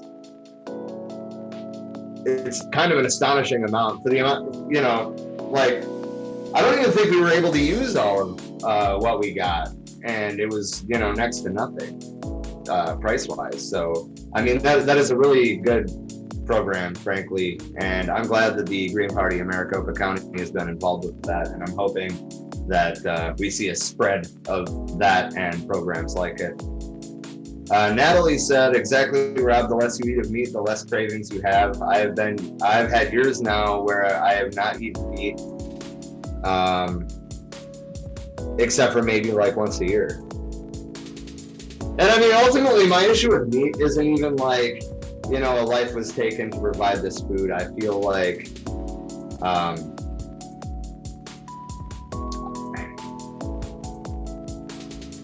I just had a brain fart. What do you eat instead of meat? Asking for a friend. Well, I mean, mushrooms, eggplant, like Beyond Meat. Actually, the I forget what brand it was, but Winco, which is a co-op grocery store here in Arizona, employee-owned business. That's where we do most of our grocery shopping. But they have a brand of meatless chorizo, and we used it for stuffed peppers, and that was so damn good. And I mean, like, simple things like, I mean, don't get me wrong, I still make like chicken stock and beef stock as well. But I made veggie stock the other day, and, you know, like using that instead of a meat product. But ultimately, though, my issue with eating meat isn't even like the ethical problem that a life has taken to create this food. That's kind of the circle of life is how I view that. What I have a problem with are these factory farms. The conditions that these animals exist in are terrible. I mean, you know, you go to a family farm and most things are, most of the animals are not in a, you know, tiny pen with a shit ton of other cows. You know, they have a field to roam around in, and they eat grass instead of grain. You know, things like that. I mean, how these animals exist is my ultimate issue with meat. It's not even that. I'm just advocating buy from a local farmer, go out and hunt your own meat. You know, stop giving your money to Tyson Foods. That's fair. Okay. I mean, I can't have gluten, so I depend on a lot of other things, you know. Yeah. But right. I buy whole cows from South Dakota, so. Fair enough. Yeah, and I mean, like, honestly, the more that I move in that direction, the less I even, you know, notice an absence of meat. I'm still addicted to butter, though, so I mean, that's a thing. The real thing there is just that, the sourcing, what it comes down to, of, you know, be particular about where you get it from. You know, I might enjoy some vegan or vegetarian meals, but I'm never going to be able to survive as a vegan or vegetarian myself. But I've become a lot more selective about where I get my meats from. Yep. And make sure that it's from, you know, local sources that have them free range, not, you know, stockpiled into a fucking barn where they don't even have room to turn around without stepping in their own shit, you know? Yeah, I think there's, you know, on the topic of like being meat free, I think there is certainly a faction of people who sort of disregard like things like indigenous communities and their connection to the land and the meat that they get. People with dietary restrictions, like our friend Chanel and the Young Ecosocialist Caucus, like cannot survive on a meat-free diet. So I think the best thing that we can do is try and localize our agriculture as much as possible and do it in the most humane way as possible. And I think we can learn a lot from indigenous practices about how to do that. I think we can learn a lot about how to coexist with our planet in general from indigenous culture. I'm sorry that I kind of just like interjected there, but no, you're absolutely right. We can learn a lot from indigenous communities about this. It's a matter of having respect for that life. And if you're going to kill something for food, honor it and make use of every bit of it. Don't let any of it go to waste, you know? Absolutely. I guess this will bring us into our next segment, which is international happenings. We have some updates from Myanmar, India, France, but we're going to talk about Germany a little bit first. Trisha, are you cool with taking over for a minute? Yes, but I need just a moment because I'm still trying to find the file in Drive. I can send you the link real quick. Please do, because I'm not seeing it. I thought you had it open. Damn. No, I'm kidding. I did not, because we've been having a good flow going. Doing more free form, yeah. Happening naturally, Right. Fair. All right. I'm gonna drop it in the chat real quick. It Awesome is. We are on slide 14. Okay. Beautiful. And I will be right back. Oh, it smells so. All right. Oh. Sorry. Just a moment. It's loading. Aha. Okay. This is something we were talking about earlier in the group chat, actually. This is really fucking intriguing. Activists in Berlin have a radical plan to fight the rising rents by seizing the apartments.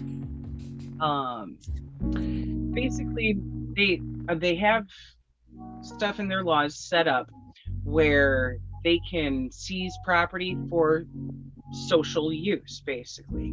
And in this facet, they're getting sick of being abused by landlords because the cost of living there has skyrocketed. The cost of rent specifically has skyrocketed in the last 10 years or so. And they've had their fill of it. Under Articles 14 and 15 of the German Constitution, let's see here. Number 14, the property, inheritance, and expropriation. Section 1, property and the right of inheritance shall be guaranteed. Their content and limits shall be defined by the laws. Part 2, property entails obligations. Its use shall also serve the public good. Number 3, expropriation shall only be permissible for the public good. It may only be ordered by or pursuant to a law that determines the nature and extent of compensation. Such compensation shall be determined by establishing an equitable balance between the public interest and the interests of those affected. In case of dispute respecting the amount of compensation, recourse may be had to the ordinary courts. And for Article 15, it says land, natural resources, and means of production may, for the purpose of socialization, be transferred to public ownership or other forms of public enterprise by a law that determines the nature and extent of compensation. With respect to such compensation, the third and fourth sentences of paragraph 3 of Article 14 shall apply mutatis mutandis. And as much Latin as I know, I don't know what that one is, but hey.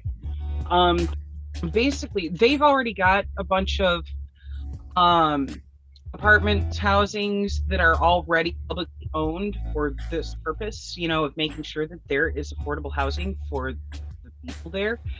And what they're discussing doing is basically buying out a couple more of the huge companies there that are, realtor companies that rent properties out, that own thousands of apartments throughout Berlin, because they have gotten to the point of exploiting the people.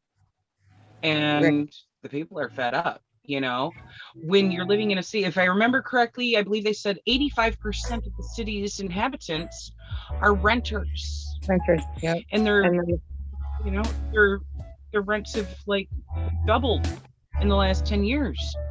That's insane.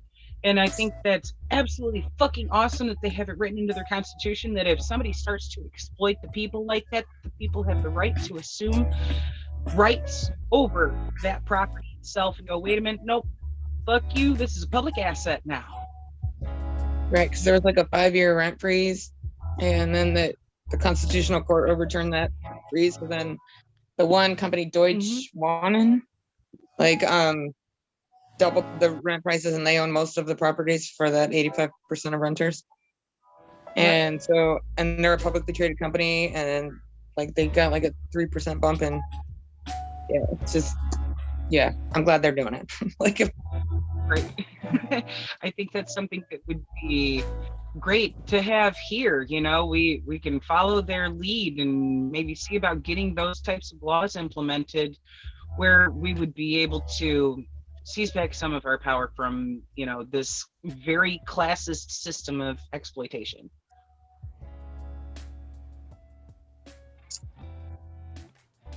Yeah. Anybody else? Any thoughts? I mean, I came in a little late. Are you talking about the articles of the German Constitution still, or are you on to the second story?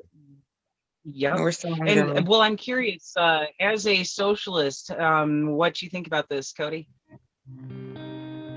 So, I'm all in favor of expanding the public commons to include everything that is necessary to lead a dignified life in the 21st century. So that means shelter, that means food, water, healthcare, education, a decent job, doing something that, is not backbreaking, exploited labor. Those are things that I hold very dear. So I think, housing in general should not be commodified whatsoever. I would be interested to learn a little more about what the precedent of this legal article would be, like how that's been used in Germany in the past. Because Article 15 has not been used. Article 14 has been used. We in the United States would refer to that as eminent domain. But they expanded theirs in Article 15 to include land, not just land, but natural resources and means of production. So basically, they're trying to take public ownership of these apartment buildings.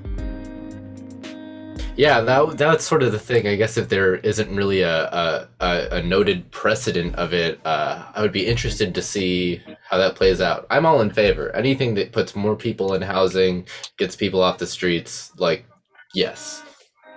Absolutely. Right. I think that's something that we really should look into putting on the ballot here and see about passing on local levels. That's something that would greatly benefit people. Like, look at all of these apartment complexes that have tanked in Flint just in the last year. A lot of them owned by the same fucked up management company that is not local at all. They're out of Florida. And complex after complex that they owned has had to be shut down because they weren't doing proper maintenance. They were letting people go without heat in winter. They were letting people go without water. They were letting trash pile up on the properties instead of having the garbage company come and empty the dumpsters. It was just fucking overflowing all over the place. And now a couple of them, they ran the last of their renters out, a couple of whom I know, by setting the place on fire. Wow. Yeah.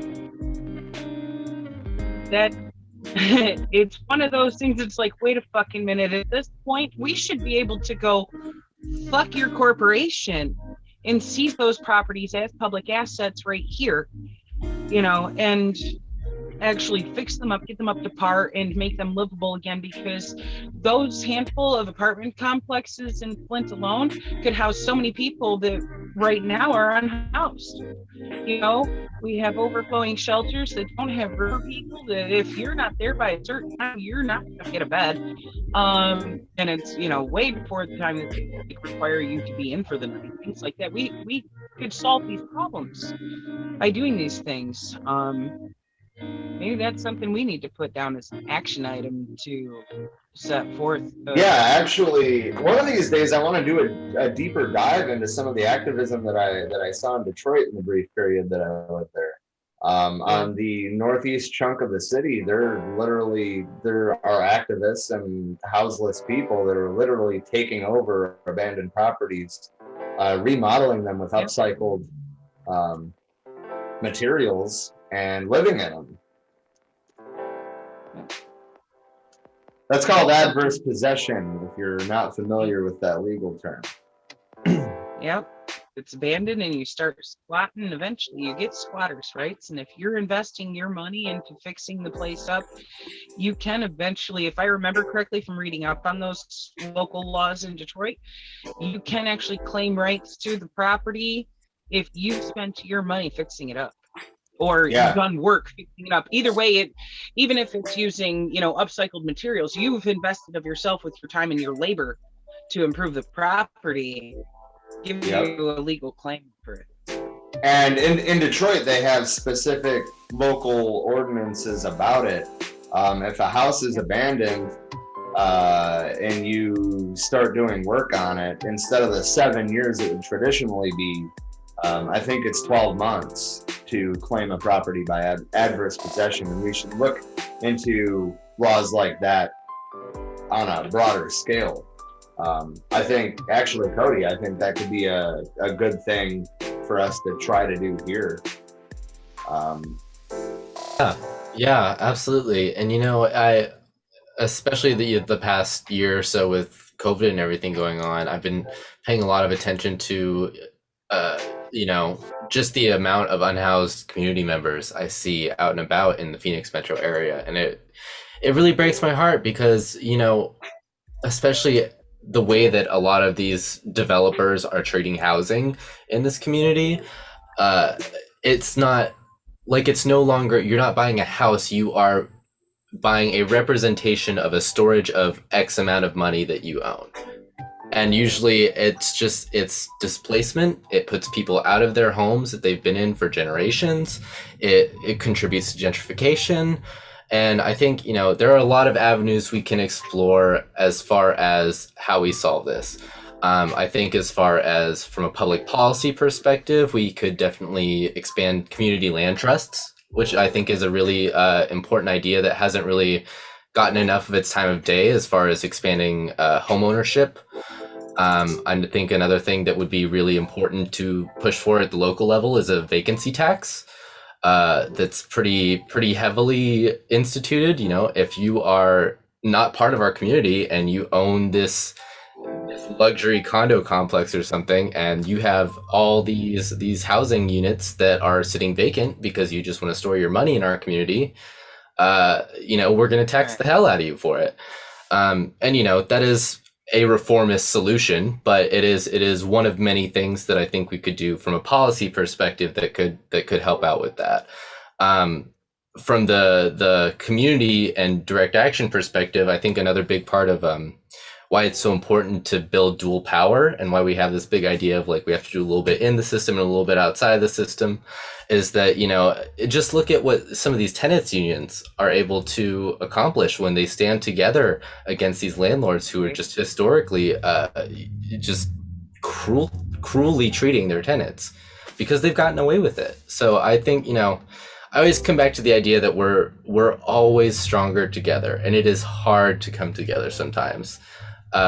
We have disagreements, we're all people, but fundamentally, I think most people believe that everybody should have a safe place to sleep at night. Everybody should have good food, clean water, just a dignified life. So I want to kind of piggyback off of this, and we're going to be circling back to something that we talked about on these streams back when we first started in the beginning of February. The city council in Austin, Texas, approved the purchase of a hotel to house homeless. And it was so successful that they bought a second one. There was a lot of criticism from, neighbors who didn't like the city's plans. They were worried about property values and such. But the point is they.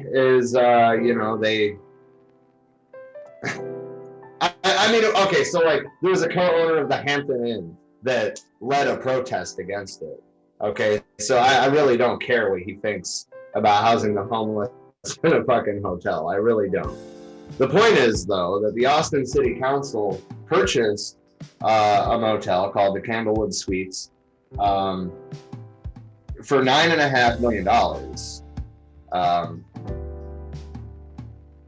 That is something that can be done immediately on a local level across the country. And now there's precedence for it, and we've seen the success. The crime rate is actually going down in the area. Evidence right there for what you were saying earlier, Cody. That's the proof right fucking there. And that money to buy that housing for our unhoused community members could come directly from the police departments of most major cities and only be like 3 to 5%. Yep. Exactly. Yep. And I think that's one of the key things that we need to do. And I know it was a little off topic to bring it up, but there's precedence. It was done in Austin, and it was so successful that the city bought a second hotel, or a motel, rather. essentially turned them into, I don't want to call it a homeless shelter, because it's not like show up by this time or you don't get a bed, yada, yada, yada. You basically get a motel room as an apartment. You have your own private space. It's not just a bed in a room. Right. It's your home. They've done the same in a couple parts of Colorado. If I remember correctly, mind you, it's been a couple months since I was looking into this, but I believe in Denver and Colorado Springs, they've done similar things as far as buying motels to serve as new housing for people who are unhoused. And they've seen the same thing there of drops in crime rates. And, you know, people are actually thriving. They're getting away from things that are a lot easier to get stuck in when you are homeless, like drug abuse. And they've started to deal with that as an actual health issue instead of a legal one there. And what do you know? You give somebody a roof over their head and access to showers and food and things like that, and it lifts their fucking spirits, and they're no longer feeling the need to numb themselves to life so fucking much. Who would have fucking thought? I don't know, socialists? Right. So also in Germany, I guess getting a little, you know, back on track, the German Greens voted to expel a Green mayor over an online racial slur. So, you know, like, exactly. Right, because like we were saying earlier, you can't have any bit of that and be a movement fighting for equality. You cannot have racism, you cannot have sexism, you cannot have homophobia or any of those things and still be claiming to fight for equality. So more power to you, again, Germany. So I mean, that being said, it's really testing the Green Party. You know, national elections are this year, and well, the Greens are making pretty significant headway into actually being a force to be reckoned with. Right. So like, a prominent Green mayor posted a racial slur about a German national footballer, and regional leaders of the party voted this weekend to expel Boris Palmer, the provocative mayor, over a Facebook post in which he referred to the former Germany international Dennis Sawago, I'm not sure if I said that name right, whatever, as an awful racist in reference to an unsubstantiated anecdote on social media that the footballer, who has a Nigerian father and German mother, had once bragged about the size of his penis using the N-word. Palmer, who has been mayor of the Southern University town since 2007, said he made his comment in the context of a debate about footballers being banished from public life over their choice of language, saying, quote, "I exaggerated an absurd allegation of racism to such a grotesque extent that it was meant to be clear how beside the point it is." I mean, I don't really believe that, but we're actually, I think that all across America, I don't mean to like make it sound like it's specific to any one state or not, but I think that right now the American Greens are struggling with the same thing. There's a lot of people who, while they might be well-intentioned, have some ideas that are, to put it nicely, out of date. That's put it very nicely. Yeah, and you know, the thing is there's, at least from the way I see it, since I've joined the Green Party in the United States, is there's a very noticeable difference between, you know, ages like 18 to 35 or 40 who are involved with the Green Party, who are trying to build it into a workers' party for people, planet, and peace, and really sort of move us a little further left and a little further into, you know, the idea of like being intersectional, and the fact that, you know, all of our struggles are related and we can't deal with the second wave feminism and turfism that is sort of exclusionary of you know, our trans and non-binary comrades. We also have our own issues with bigotry and racism, even if it is not quite as rigid as the conservative brand. It's still, we live in an inherently white supremacist society, and if you are a white person in an organization that has a goal of liberation of all people, you got to confront that in yourself in everything you do. And I think a lot of old timers didn't really come up understanding that the way that I think young people do today. So yeah. I also wonder about these statements to begin with. Like, given the timing, his party just took a lead in national polls over Angela Merkel's Christian Democratic Union Party. And why would he even try to jump into this social media shitstorm? I can't help but wonder if maybe he was paid or prompted by the powers that be, meaning the Christian Democratic Union, to try to make the Green Party look bad so they can hold their power. I would love to believe that something that convoluted could be taking place. Frankly, but at the same time. Frankly, I think the simplest answer is usually probably true, and that the Green Party, unfortunately, we have small subsections of folks that should probably be off social media for starters, even here in the US. But yeah, I think this is something that globally Greens, especially young Greens, are really trying to change the conversation on and move us towards a more inclusive and intersectional way of seeking liberation for all of us. Indeed. So, that being said, we do plan, or at least I do plan, I guess I shouldn't say we in this context, but I do plan on following the German election cycle this year and trying to gain an understanding of how their social democratic system works, for starters. And I think that we're seeing some change in their Green Party and some people being less willing to take racist shit. But the front runner, the Green co-leader who is poised to potentially succeed Angela Merkel as chancellor, expressed her support for a move to exclude Palmer from the party. And she posted on Twitter that his comments are racist and repulsive. This adds to repeated provocations that exclude and hurt people. I think that we're seeing more and more people within the Green Party just frankly not allowing this rhetoric to continue. And that's exactly what we have to do. But that being said, Annalena, I don't know how to say her last name, but we will be paying attention to this woman right here in September. She could unseat Angela Merkel. That is pretty significant. Angela Merkel has been the chancellor for eternity, it seems like, at this point. All right, so moving out of Germany and into Myanmar.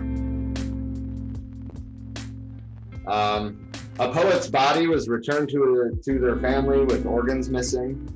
This is not the first time we've seen things like this out of Myanmar since this uprising began. Since the military coup, I guess I really should say.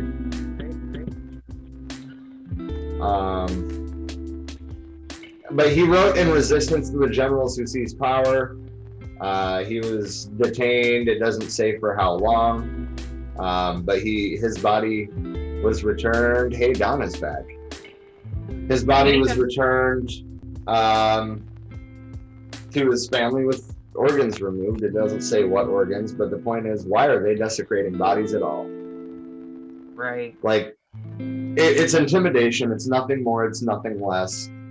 And I can't express how proud I am of the people of Myanmar for continuing to stand up for what's right in a situation where I can't guarantee anybody would not be intimidated into submission.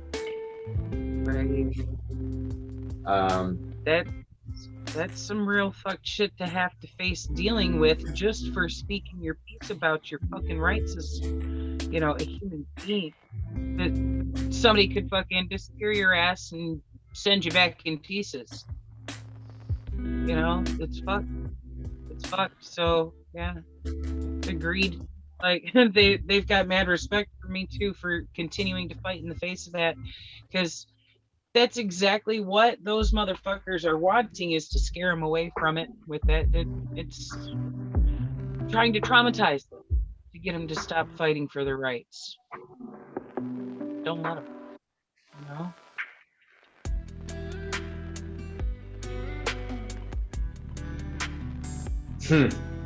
This is interesting. Well, obviously somebody already disputed it, but we supposedly have 30 seconds of video belonging to Behindwoods.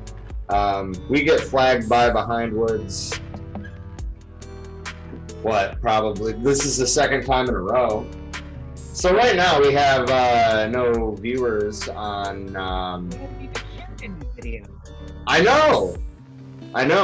Our video has been blocked on Facebook though. I don't know who went in and disputed it, but thank you whoever did that.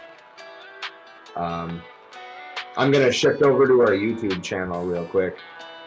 Can somebody drop in the comments of the video that's not working that we are on YouTube? Yeah. Give me a second. Otherwise, we're just going to continue the show because it's still being recorded on my computer and it's still going to go on to podcast platforms. So Myanmar's military junta is branding the rival government, is what they called them, a terrorist group. The rival government, mind you, is the elected government. Branding the rival. So, you know, just to put that in perspective.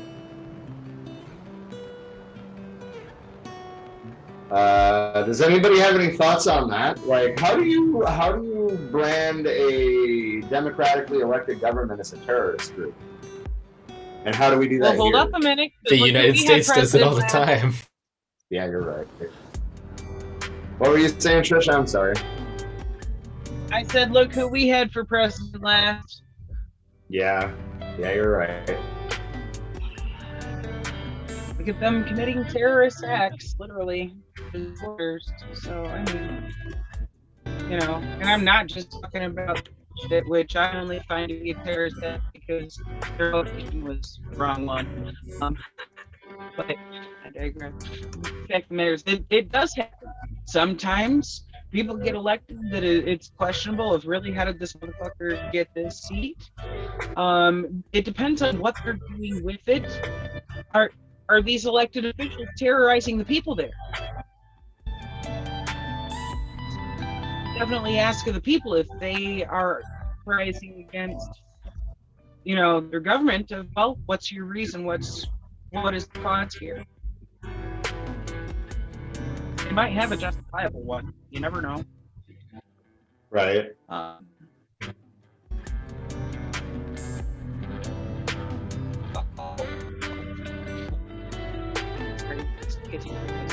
You're cut out pretty bad, Trisha. Ow. All right, so moving on to India. The World Health Organization has classified a triple mutant COVID variant from India as a global health risk. We're not going to do a full-blown COVID dive like we usually do in Beans here, but I'm sure you all remember from last week that India is in a state of runaway pandemic, I guess is the best way to word it. And Dean, hoping he was wrong, predicted that we could see 1 million cases a day out of India. And this variant is part of the fuel for that. We'll see how that spreads across the globe, but it's quite concerning. And it also throws into question the efficacy of vaccines currently being used. So that is problematic. But I guess we'll face it together when it gets here. Yeah, I've been hearing rumors that there's going to be another shutdown in July. I mean, I wouldn't be surprised, and I think that we were too eager to come out of it, which Dean predicted too. And I mean, that's why at the beginning of this, when Dean was saying that this could rival the 1918 flu pandemic, I was like, no, there's no way, there's no way, there's no way. But there is a way, and we're almost there. And I said that there was no way. Well, and this whole thing also just sort of shows, like, this sort of epidemic, viral or otherwise, is going to become more and more common as climate change continues to get worse. This is a preview of how the current establishment intends to deal with the coming issues that we're dealing with. Because really, so far, COVID, there's been a lot of deaths, but as far as what it could be in the future, as far as more infectious variants of diseases, our capitalist system, especially in the West and, the global North, is just not prepared inherently for something that requires a large global population to commit to caring for each other for at least that period of time. So it's really troubling to me, because I really don't think we get out of situations like this without vast system and societal change. And I think that's why we're seeing a lot of this, the new variants pop up, is because we didn't deal with it. We swept it under the rug.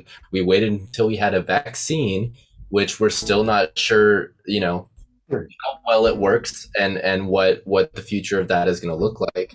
And frankly, for the most part, the world's governments, specifically the United States, have left their people to sort of deal with it as best they can. And that's troubling to me. That is very troubling to me, especially as we look at the monster that the climate catastrophe is going to be. Right. Right, absolutely. So the protesting farmers in India are working on immunity. They're seeking vaccination and trying to organize oxygen langars. I'm not quite sure what that means. I would assume that they're trying to make sure that there is a supply of oxygen. That's what it sounds like. Yeah, they run short, and they're constantly begging people to get them oxygen. I believe that, actually. But I mean, they're losing hundreds of people daily. Hundreds. They're into the hundreds of thousands of cases a day. I mean, I don't think Dean's too far off with his potential million cases a day, and that is disturbing. You have to keep in mind, there's 1.5 billion people in India.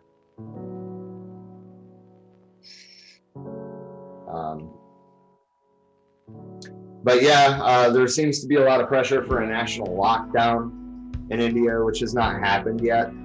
Keep in mind, they're only in their second wave right now. We're just out of our second wave. They're at their peak of their second wave. So for this new variant to be considered a global health risk, then that means that there's at least a plausible chance of it spreading globally. I mean, that could be the spark of the third wave for the rest of the world. And if it's that bad, that's terrifying. So I do think, I have thought that we came out of this way too early, and we did it guns a-blazing, so to speak. We can go back out to eat. I work in a restaurant, I see it. We're back at 100% capacity. Nobody's wearing masks. There's no social distancing anymore. It's gonna be bad when the third wave hits. We're still under mandate until the 25th of this month here. And then once May 26th hits, then it's gonna go back to 100% no masks. And my daughter's a waitress, so it scares me. I'm a line cook, so. I was a kitchen manager for a long time, so I get it. I was a sous chef at 2 restaurants at the same time. By the way, guys, I am here. I know that nobody's acknowledging me. I did. But I'm right fucking here. Welcome back. Nobody. Yeah, I said welcome back, Don. I didn't hear shit. Cody, Right, I'm sorry. I'm chaos. This is chaos. It's always like this. Oh, good. Right. Trisha, I love you, but still. I love you too. How you doing over there? How's Ma? Mom's doing fine. I'm in the middle of a panic attack because, this big giant meathead is afraid of bugs. Anything that swarms freaks me out. People scare the fuck out of me. Yes, swarm everywhere. Oh my God. I'm Thank sorry, you. guys. Thank you for that, Don. I needed that today. Shit was getting real. I just read Natalie's comment about apparently Myanmar is returning bodies with organs missing. Yes, that's what we were just discussing. Yeah. Jesus fucking Christ, man. What? Yeah. Okay. Have we gotten around to talking to Cody about, did you ask him the questions that Yeah. in the group chat? Yeah. Yep.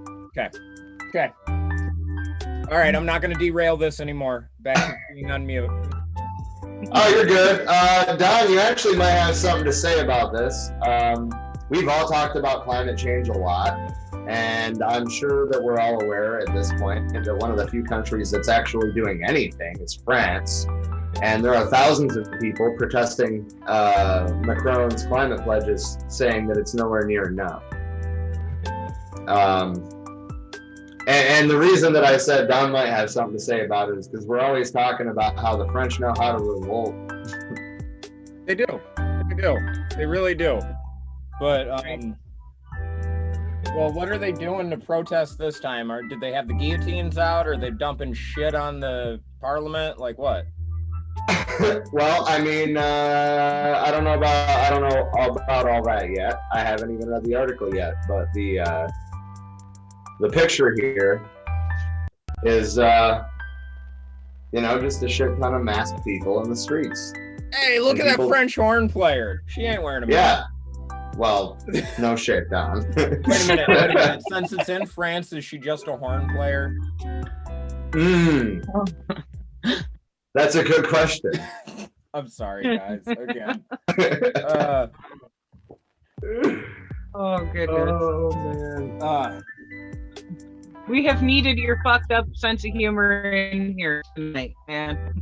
Yeah, I mean, honestly, we're talking about a bunch of dark shit mostly, so I'm glad. Right. I'm glad that you're here. I don't know. It's hard without Dean, man. Dean's usually our comic relief. I don't know if I've got it in me today. I've been real. I don't know if you've noticed in the group chat and shit, but I've been real argumentative and aggressive about things today. I don't like it. I mean, it happens. Anyway, so in terms of I wish I was the French. What? I was just saying I wish I was there to smoke this with Don. Ah. Tomorrow I'm getting high as fuck. Anyway. Go ahead, Rob. Medicated as fuck. You get the Trisha. dad stare on your face and it's fucking great.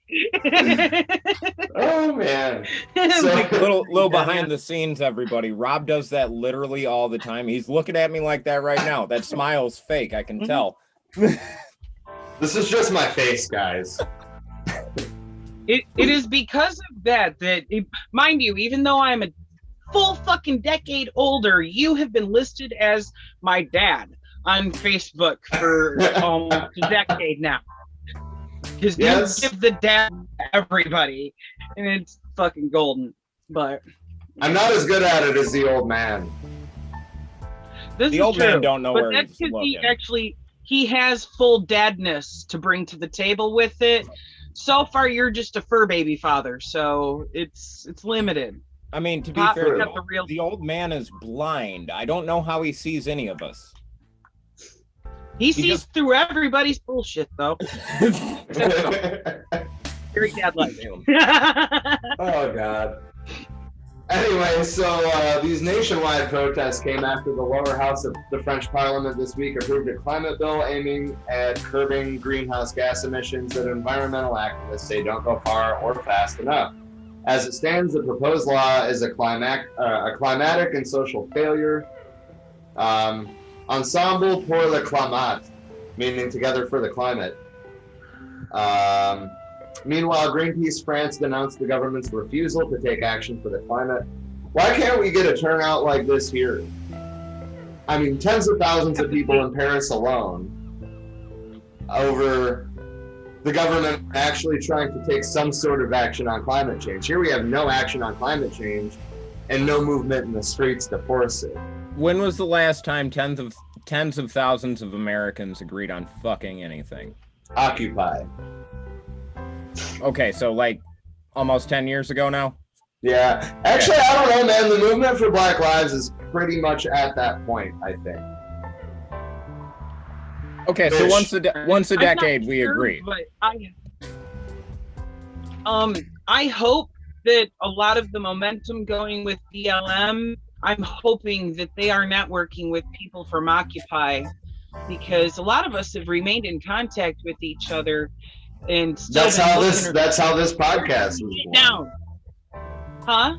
I said that's how this podcast was born. I mean, if you think about it, the original group was fucking me, you, and Dean.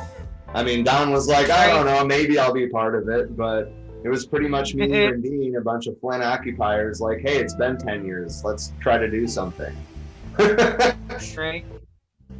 Right. Well, and especially keyboard activists.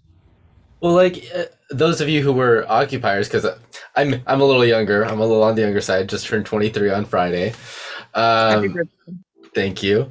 But I think a lot of those who were part of that and are a little older now, like part of your job is to really help us baby activists continue the fight. A lot of us have the energy, we have the drive, we have the motivation, but what we look to people who are a little more of our elder is for what went wrong in the past, what can we do better in the future, how do we bring everybody together in this same way, and it's something that I've found to be unfortunately lacking in a lot of left spaces. You just sort of get thrown in and expected to do something without a whole lot of guidance, and it's like you don't really build that solidarity as well in that sort of... I would say there was some of that in Occupy too, but I think that once we realized it, we tried to compensate for that. But I mean, Occupy was it was a direct result of the material conditions in this nation at the time. The economy was collapsing, jobs were nowhere, and the housing market collapsed. So that's essentially what brought everybody together. But it was explicitly apolitical. I think that was important. We, of course the conservatives tried to say that Occupy was bought and paid for by the Democratic Party. No, the fuck it wasn't. The Occupy movement wasn't even associated with the Democratic Party. Right. It would have been nice to get those fucking checks, though, that they think we were getting for being out there. No shit, right? But Occupy essentially led me to question capitalism for the first time, and build networks where I could learn from other people, which is hilarious to think at the time I was a libertarian and I thought that revolutionary theory was completely unnecessary. Now neither of those things are the case at all. So, I mean, I do consider myself more of a libertarian Marxist, but I mean, I am not an American libertarian, if that makes sense. But at the time, I thought that I was, because the ideology sounds great on the surface, right? Everybody's equal and we need to get the government out of our lives. Yeah, it sounds great, except for it doesn't work. Well, communism sounds great on paper too, Rob. Well, true, but communism hasn't been achieved. Right, real communism, we can't find an actual example of in history. There's been a few that have tried. Authoritarianism got in the way. And bureaucracy, that's the other thing I was going to say. I think one of the setbacks of Occupy was the bureaucracy of the General Assembly. Holy fucking shit. How can you have a 4-hour meeting with 100 people at it and get nothing done? Right, because every time you turn around, there's a sprinkling of this going on, and it's like, whoa, wait, what? We got to discuss this issue. Yeah, there was so Everything many had to be derailing talked to fucking death conversations to at the get it. General Assemblies, and I think that drove a lot of people from wanting to be involved in the General Assemblies. And once people weren't turning out for the General Assemblies, then we really weren't getting anything done. I mean, as a movement as a whole. And of course, they were not in Flint, because we were lucky enough to be on private land that was, how shall we say, offered up by a real estate agent, actually. But we had the option to really like dig in and build an encampment for the winter. Whereas we saw on live streams every other night, pretty much, one encampment or another was being broken up by the police. And that's actually why we ended up staying on private property. We protested on public property, and then when it was over, we retreated to the safety of our own space, where we didn't have to worry about the cops showing up and pushing us out by force. Is that kind of a cop-out? Sure, but we were also there, as far as I'm aware, by far the longest event occupation in the United States.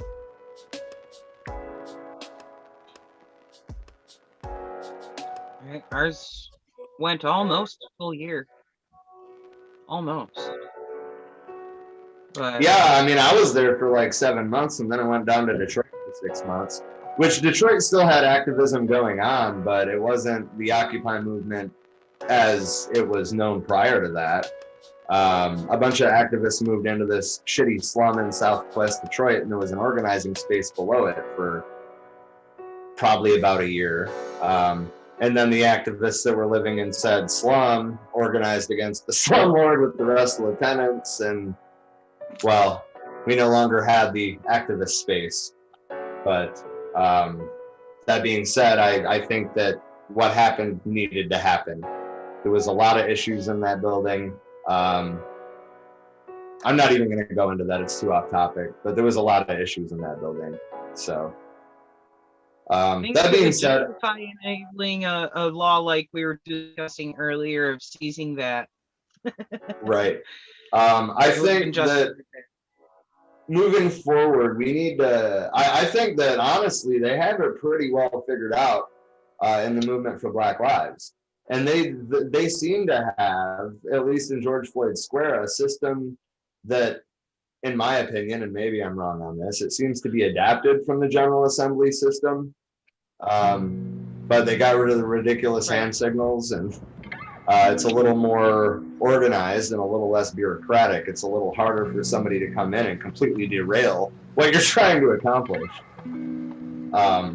So I think the best advice that I can give is, in terms of community activism, watch out for people that are there for the wrong reasons, and watch out for the weaponization of bureaucracy.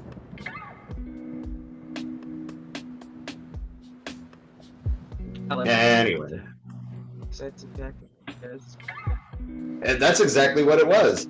I mean, for a while, it seemed like a lot of people in our occupation anyway, we're set on trying to vote people off the island like it's fucking Survivor, and that really pissed a lot of people off.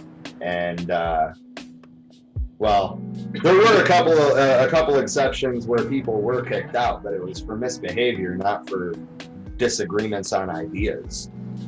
Right. I don't know. I'm still going down the Occupy rabbit hole, which I guess is a pretty good segue into wealth inequality. Right. It amazes me too that there's still so many people out there who do not know that that was the main thing that Occupy was protesting against. Of all the facets we were bringing up boiled down to economic inequality. Absolutely. Last week, our wealth inequality segment was about restaurant workers, and it still is today, because I'm actually going to screen share this because it's that unbelievable, right? This is from CNN Business. Read that headline.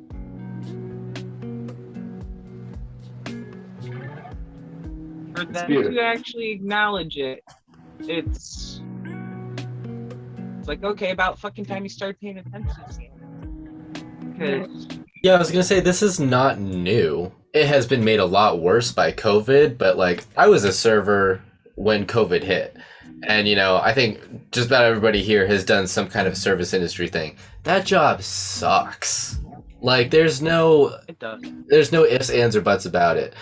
And it's really is not something that, even to this day, the thought of somebody making like $2-3 an hour because of like tipped minimum wage is like, they're just some of the most exploited workers out there, is people who are doing service or hospitality of some kind. And it's not right. And I'm really kind of encouraged to see the amount of people who are done taking it.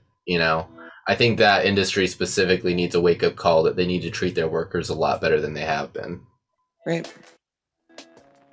So I've fallen a little behind in the comments here. So I'm just gonna scroll up to where I left off. And my computer's kind of lagging. Calvin asked, are the new Black Panthers involved in Black Lives Matter? And in short, that is a way more complicated question than it would seem.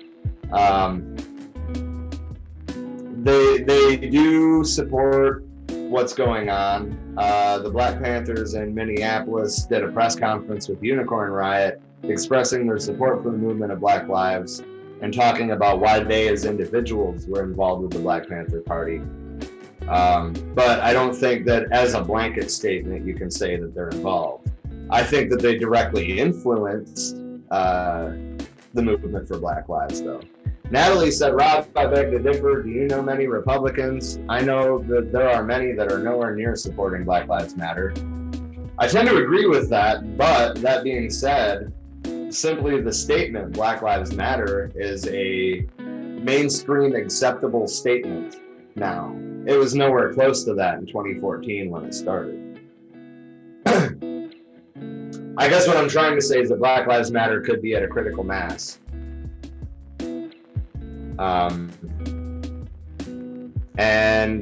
Don's mom, aka Mom, said there's too many splinter things going on and no real leadership and plan for direction. I agree with that, and that's why us, along with the Green Party and along with many other groups, are pushing for left unity. So that way we can put aside our differences, at least for now. If we topple capitalism, then we can argue about, the role of the state or of hierarchy. We can debate that later. Right now, the threat is too great against us, so we need to work together. Natalie agreed with the sentiment and said there are too many leftist groups always fighting. And then Mom said, so children, again, direct leadership. Back to topic. So back to topic would be low pay and toxic workplaces are driving workers away from restaurants. As Cody was saying, almost all of us have had a service-related job, whether it was fast food or retail or, working in a hotel or motel or working in a restaurant. We're seeing servers making $3.75 an hour in some states. Granted, here in Arizona, it's $9, I think, that they make. So that's, better. But the point is, we shouldn't have to rely on tips at all. Business owners should pay their employees a living wage. And we all know that the environments are toxic. I mean, it's a great TV show, and Gordon Ramsay does it. But I tell you what, if I worked for a chef like that, I would hit him in the mouth. And that's a common attitude in the food service industry. It's toxic. It has been toxic, and it's about time we're talking about it. The point is, though, that the ball is completely, in my opinion, in the court of the workers at this point, and it's time to organize. Educate, agitate, and organize. Natalie said, that is so true with the food service industry along with home care workers. There is some help that might come for home care workers in a new bill. I can't remember what it's called. Tits can be so inconsistent. And since we're talking about organizing, I just want to say that if you live in Arizona, like me and Cody and Sterling, if he was here, contact your senators, meaning Mark Kelly and Kirsten Sinema, and tell them to get behind the PRO Act. It's the one good piece of legislation the Democrats have put forward since Biden took office. And I'm not going to let the two senators from my home state here in Arizona, that felt weird to say. I live here, Arizona is my home, but Michigan is my home state. Anyway, give a call to Kirsten Sinema, give a call to Mark Kelly, let them know that it's crucial that they support the working class.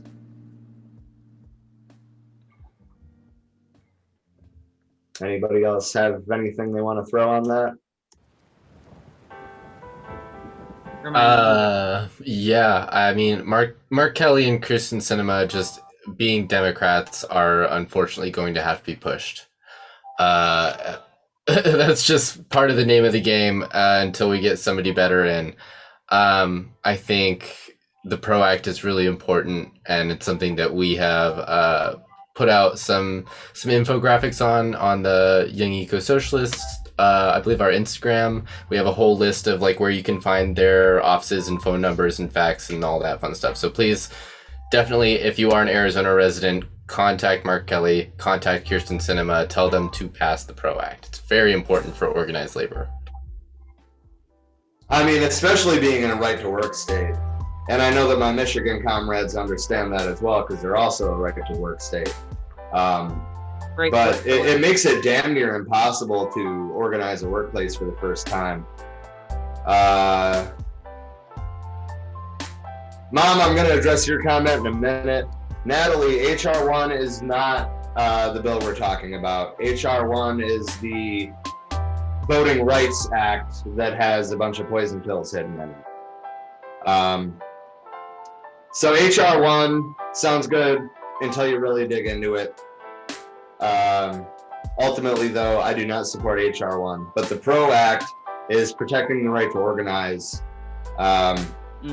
In my opinion, it should have been passed in the 30s and 40s when the National Labor Relations Board was formed. So Mom's comment said, idea, perhaps rather than approaching the wealth inequality from the standpoint of income, there's another way. Candidates supported daycare, housing rent caps, etc. And I think the rent caps are useful to an extent, but it also pretty much guarantees that your rent is raising by that much per year. I think that we should have a federal rent freeze personally, but that's a little out of our purview at this exact point in time. She also said the idea being to improve buying ability by freeing up disposable income.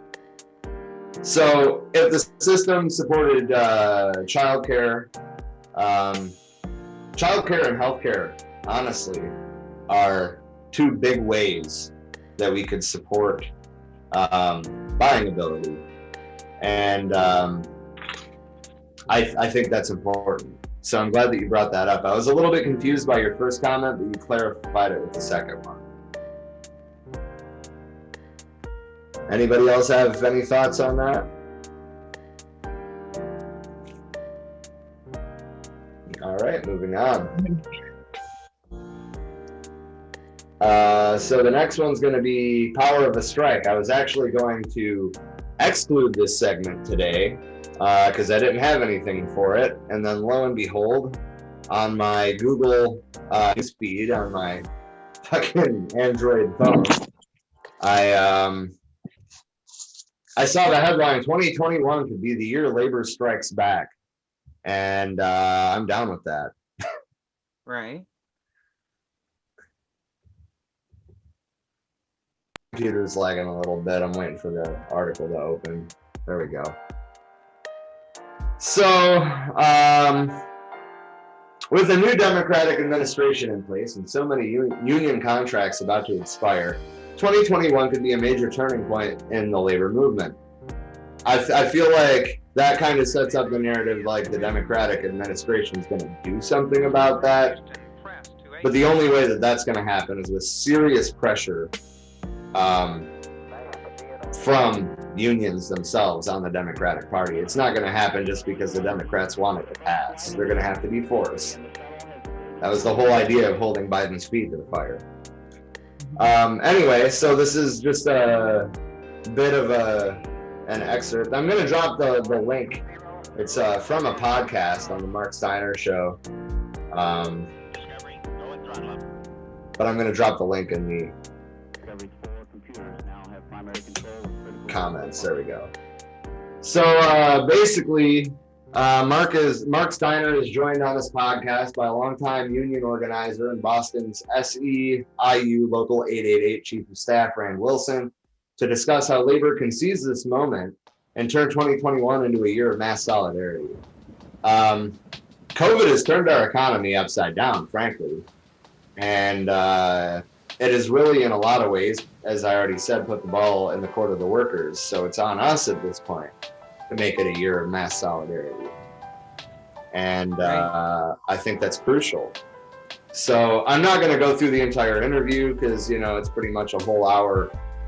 But there's a transcript and a link to the full episode and the link that I posted in the comments. And I encourage everybody to take a gander at it. Right. I just if we do a general strike this year. Yeah, I mean, honestly, I've been seeing a lot more talk of general strike than I ever have.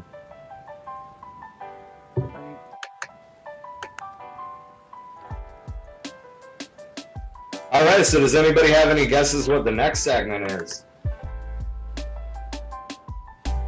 No. Is anybody down with Mao? My phone's charging.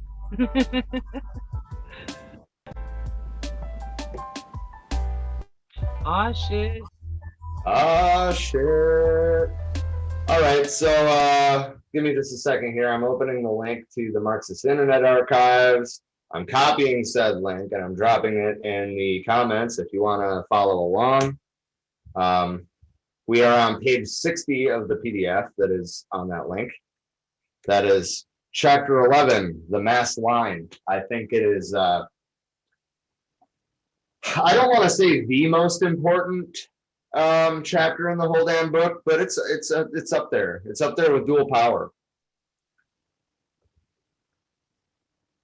And I think I'm actually going to stop the music so that way I don't get distracted while I'm reading. Oh God, it's so quiet. All right, so the people. Yeah, I could have done that. Why didn't I do that? I'll do that. There we go. That's better. The cord is long enough. I can grab my own too. Why didn't I do that? I don't know. But now I'm doing that. Fair enough. So again, we're starting at page 60 in the PDF. It is chapter 11, the mass line. So we're just going to start right at the top. The people and the people alone are the motive force in the making of world history. Cody, how this section kind of works is we kind of read through these quotations, and if at any point you have any thoughts that you want to throw out, or if you have any clarification that you want to throw out, or if you have any questions even or whatever, just say something. Sure. Otherwise I'm just going to keep reading. Go for it. Do your thing. The masses are the real heroes, while we ourselves are often childish and ignorant, and without this understanding, it is impossible to acquire even the most rudimentary knowledge. The masses have boundless creative power. They can organize themselves and concentrate on places and branches of work where they can give full play to their energy. They can concentrate on production in breadth and depth, and create more and more undertakings for their own well-being. The present upsurge, I didn't mean to mute that, there we go. The present upsurge of the peasant movement is a colossal event. In a very short time, in China's central, southern, and northern provinces, several 100 million peasants will rise like a mighty storm, like a hurricane, A force so swift and violent that no power, however great, will be able to hold it back. They will smash all the trammels that bind them and rush forward along the road to liberation. They will sweep all the imperialists, warlords, corrupt officials, local tyrants, and evil gentry into their graves. Every revolutionary party and every revolutionary comrade will be put to the test to be accepted or rejected as they decide. There are three alternatives: to march at their head and try to lead them, to trail behind them, gesticulating and criticizing, or to stand in the way and oppose them. Every Chinese is free to choose, but events will force you to make the choice quickly. The high tide of social transformation in the countryside, the high tide of cooperation, has already reached some places and will soon sweep over the whole country. It is a vast socialist revolutionary movement involving a rural population of more than 500 million, and it is extremely great and worldwide significance. We should give this moment active, enthusiastic, and systematic leadership, and not drag it back by one means or another. Some errors are unavoidable in the process. This is understandable, and they will not be hard to correct. Shortcomings or mistakes found among the cadres and the peasants can be remedied or overcome, provided we give them positive help. And I think that obviously in the case of the Black Panthers, they adapted it to life as a Black individual in the United States. But I think we see, I know we see a lot of that mindset sprinkled through the Black Panther ideology, this inseparable connection to the masses. And I think it was something that was largely missing in the USSR, but that's just my personal opinion. But anyway, continuing on, the masses have a potentially inexhaustible enthusiasm for socialism. Those who can only follow the old routine in a revolutionary period are utterly incapable of seeing this enthusiasm. They are blind and all is dark ahead of them. At times they go so far as to confound right and wrong and turn things upside down. Haven't we come across enough persons of this type? Those who simply follow the old routine invariably underestimate the people's enthusiasm. Let something new appear, and they always disapprove and rush to oppose it. Afterwards, they have to admit defeat and do a little self-criticism. But the next time something new appears, they go through the same process all over again. This is their pattern of behavior in regard to anything and everything new.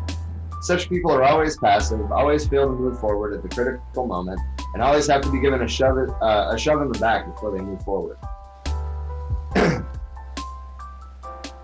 For over 20 years, our party has carried on mass work every day, and for the past dozen years, it has talked about the mass line every day. We have always maintained that the revolution must rely on the masses of the people, on everyone's taking a hand, and having opposed relying merely on a few persons issuing orders. The mass line, however, is still not being thoroughly carried out in the work of some comrades. They still rely solely on a handful of people working in solitude. One reason is that whatever they do, they are always reluctant to explain it to the people they lead, and that they do not understand why or how to give play to the initiative, creative energy of those they lead.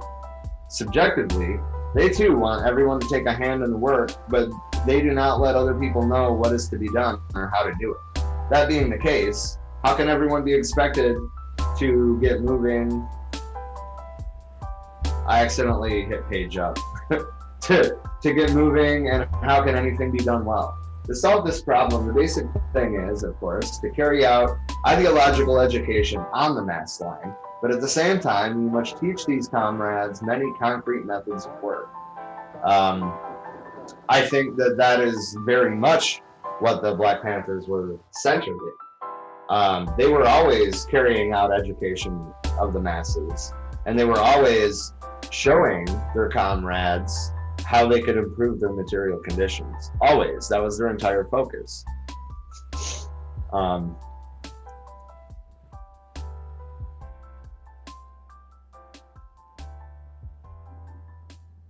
Sorry. I was checking the comments. Natalie said the music was still on. Natalie, we decided to turn down the volume instead of turn it off. 24 years of experience tell us that the right task, policy, and style of work invariably conform with the demands of the masses at a given time and place and invariably strengthen our ties with the masses, and the wrong task, policy, and style of work invariably disagree with the demands of the masses at a given time and place, and invariably alienate us from the masses. The reason why such evils as dogmatism, empiricism, commandism, tailism, sectarianism, bureaucracy, and an arrogant attitude in work are definitely harmful and intolerable, and why anyone suffering from these maladies must overcome them, is that they alienate us from the masses. To link oneself with the masses, one must act in accordance with the needs and wishes of the masses. All work done for the masses must start from their needs and not from the desire of any individual, however well-intentioned. It often happens that objectively the masses need a certain change, but subjectively they are not yet conscious of the need, not yet willing or determined to make the change. In such cases, we should wait patiently. We should not make the change until, through our work, most of the masses have become conscious of the need and are willing and determined to carry it out. Otherwise, we shall isolate ourselves from the masses. Unless they are conscious and willing, any kind of work that requires their participation will turn out to be a mere formality, and it will fail. There are two principles here. One is the actual needs of the masses rather than what we fancy they need. And the other is the wishes of the masses, who must make up their own minds instead of our making up their minds for them.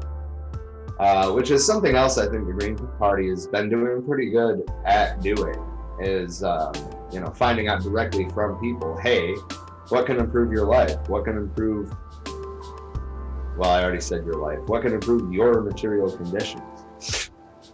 And that relationship with the mass line is crucial. Our Congress shall call upon the whole party to be vigilant and to see that no comrade at any post is divorced from the masses. It should teach every comrade to love the people and listen attentively to the voice of the masses, to identify himself with the masses wherever he goes, and instead of standing above them, to immerse himself among them.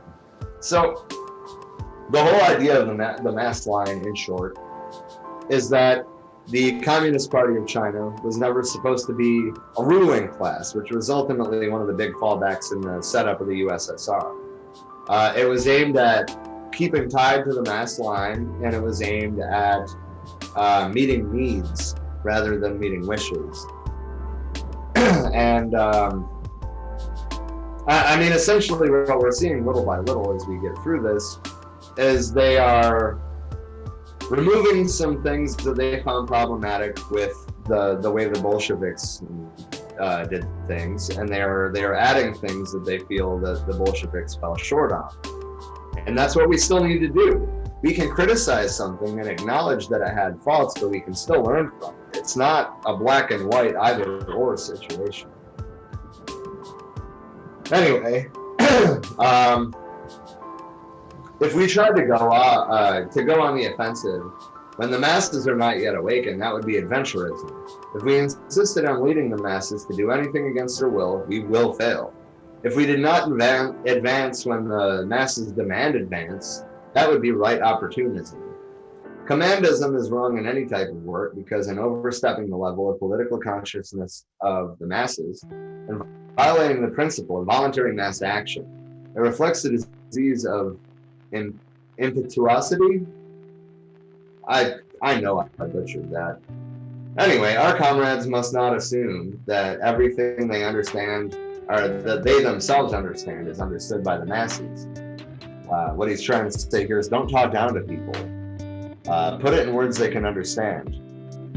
If you can't, try to give them context so they can figure it out themselves. Don't be a dick.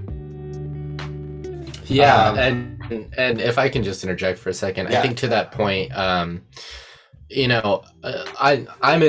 currently in school to become an educator, and one educational thing that really stuck with me was reading Paulo Freire's Pedagogy of the Oppressed. And a big part of that is sort of like when you're trying to educate people, no matter what the topic is you have to meet people where they're at. Otherwise, you're dictating to them rather than being symbiotic, subjects of an educational process. So I think, with political education, it's the same way. You can't just dictate to people like, this is how it is because, we're the people who sit in the academic ivory tower and read theory all day. That's not the way that you get people on your side. You really gotta meet people where they're at and break down, first of all, the way they've maybe been propagandized, especially living in a Western hyper-capitalist society like we do, and really break those barriers down one at a time from a perspective that ordinary people can understand. And I think that's something that we've sort of largely not been great at on the left, especially here in the imperial core, especially in the internet age. Yeah, I think a lot of people, when they talk about things that, like politics and like their ideology, I think a lot of people are listening to respond rather than to understand. And I think if the left, if humanity as a whole is going to make much progress here soon, we have to be less invested in proving our view right than understanding where people are coming from and finding some form of symbiosis in common human values and empathy.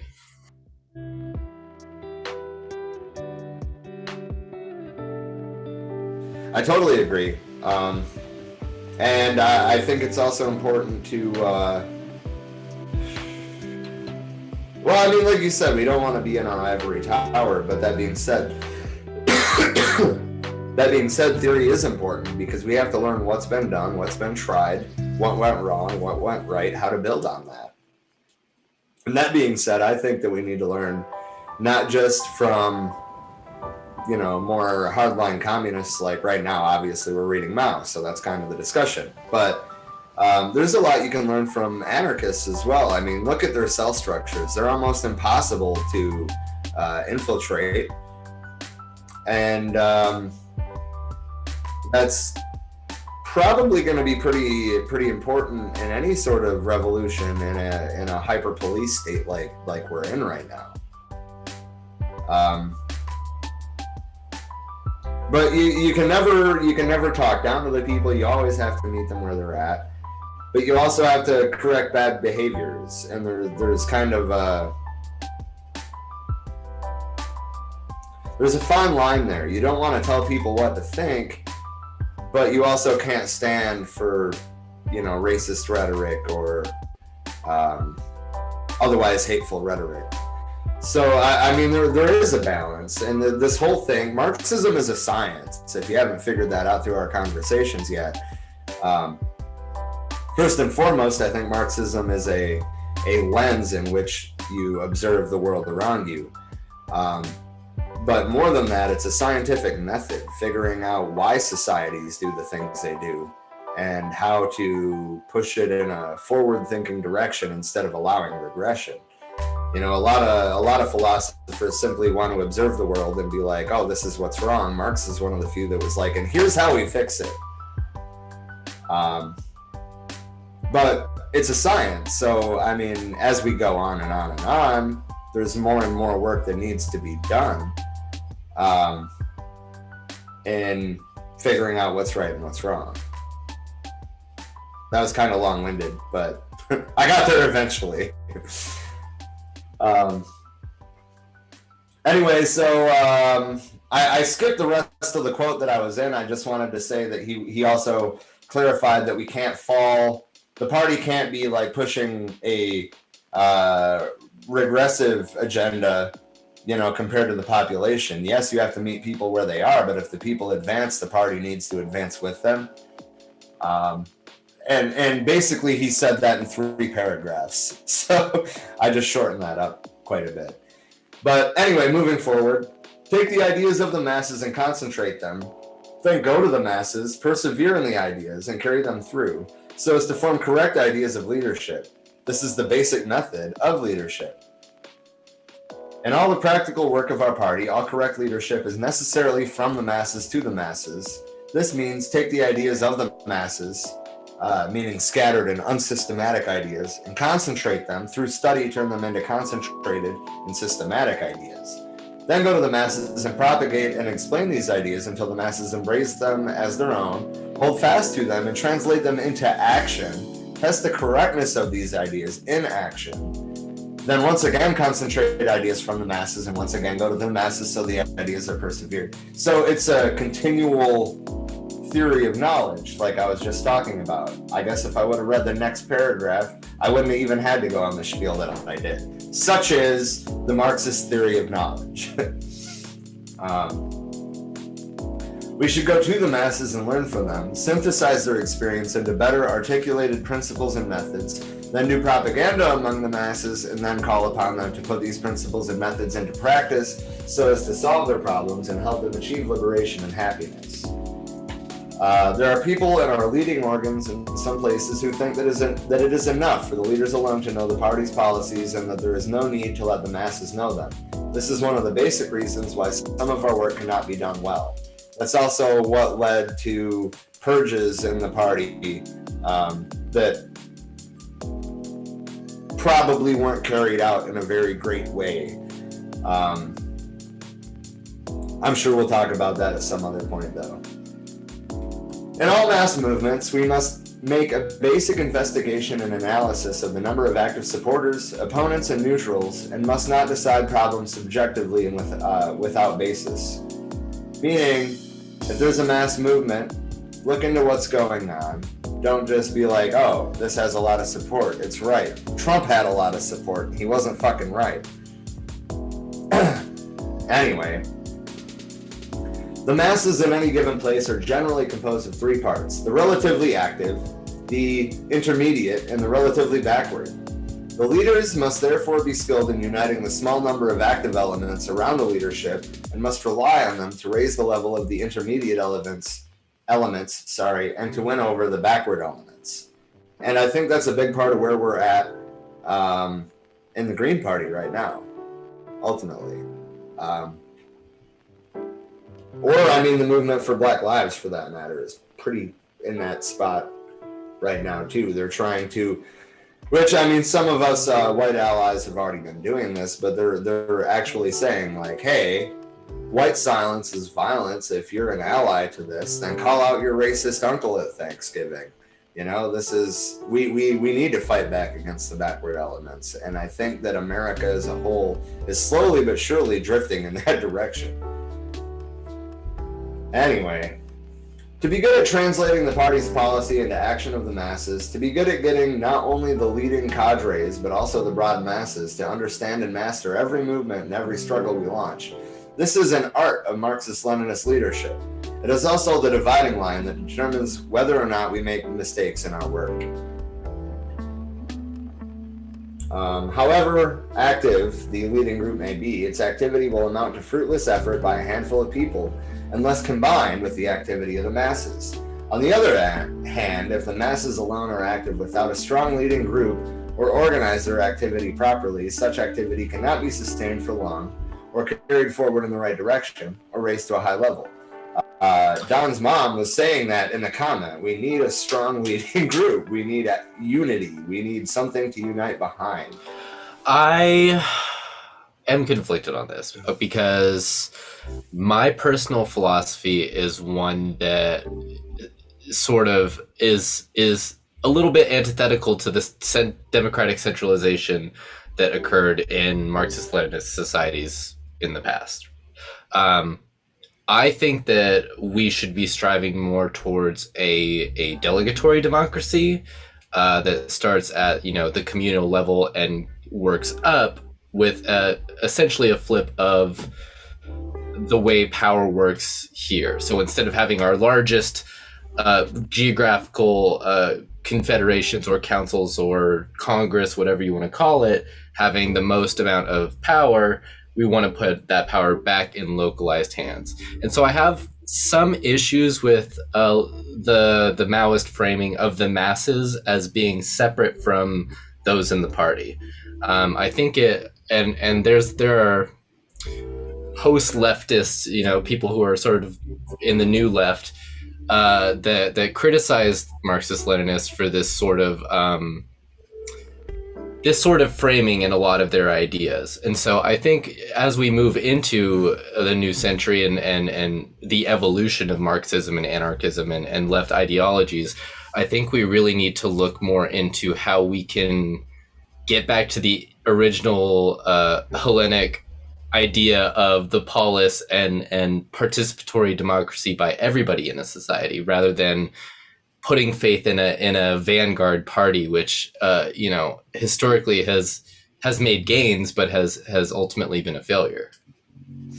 Long term, yes, they have, but they have made the largest advances in material conditions out of any attempted revolution. So, I mean, I think that there's a place for it. I think that we should learn from it. I think that the kind of centralized bottom-up organizing that you're talking about is a necessary evolution of this. See, with Mao, it was a little more, talking about how the masses in the party need to be integrated and need to be hand in hand, was kind of a departure from Lenin's perspective on the matter, which kind of did create a separation between the party and the masses. To a point where I think it was ultimately detrimental to the success of the USSR. At least Mao and his comrades tried to level that out. I think there's still a lot of work to be done, but I think instead of a vanguard party per se, and I'm not saying that we shouldn't have a vanguard party, I think that we need to question whether or not that's the right idea, but I think we do need vanguard media. I do think that we need vanguard education, I guess, is what I'm trying to say. But I don't know if a Marxist-Leninist centralized democracy is the way to go or not. If there's enough checks and balances in it, if there's enough horizontal organizational technique in it, I could see it working. But if it's not horizontal, I don't want it, frankly. But I think that we need to, I think that they were trying to move, especially if you consider the conditions in China in the 40s or the conditions in Russia in 1917.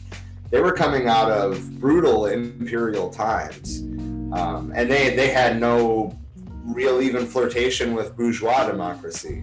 So for this system to come out of China in the 1940s, I think is a significant departure from what Chinese culture was before that. So I agree with what you're saying, but keep in mind the context of where these ideas came from. Yeah, definitely. And I think I'm thinking more in terms of like, okay, what can we learn from what maybe didn't go so great here, that the conditions being different in the 21st century for us organizing, how can we take some of those issues and rework some of the inner bones to make it more democratic, more egalitarian, more of a better idea of what we're looking for in practice, which, thankfully we're seeing, more anti-state, direct democratic projects happen. They're small, you have like the Zapatistas, you've got Rojava, a few other little projects in that sort of direct participatory democracy. But they're very recent, Abdullah Öcalan was arrested in, 1999 in Kenya, right as his sort of political change from Marxist-Leninist guerrilla to sort of a more democratic confederalist change was happening. And so we really have only started to see the smallest bits of human societies really exploring that again after like thousands of years of really hierarchical and dominating environments. Yeah. In terms of how we can implement socialism in the United States, I think that we should, again, look at indigenous cultures. They did have their elders and their leadership, but it wasn't... Everything in their culture is very intertwined, and it's very community-based, and we've somehow gotten away from that as, colonized peoples. And I don't know, I still struggle with that. like for me, living in a hyper-capitalist system my entire life, it's hard for me to imagine what a society beyond capitalism might look like. And I think that there are some significant failures in Marxist-Leninist states, but I think that they've done more than any other state apparatus to improve the material conditions of their people on a massive scale in a short amount of time. I mean, specifically, if you look at Cuba, they went from like a 38% literacy rate to a 97% literacy rate in 5 years. That's impressive. Yeah, absolutely. I definitely think, classical Marxism and like scientific socialism, as some people like to call it, I think it certainly has its place in leftist ideology.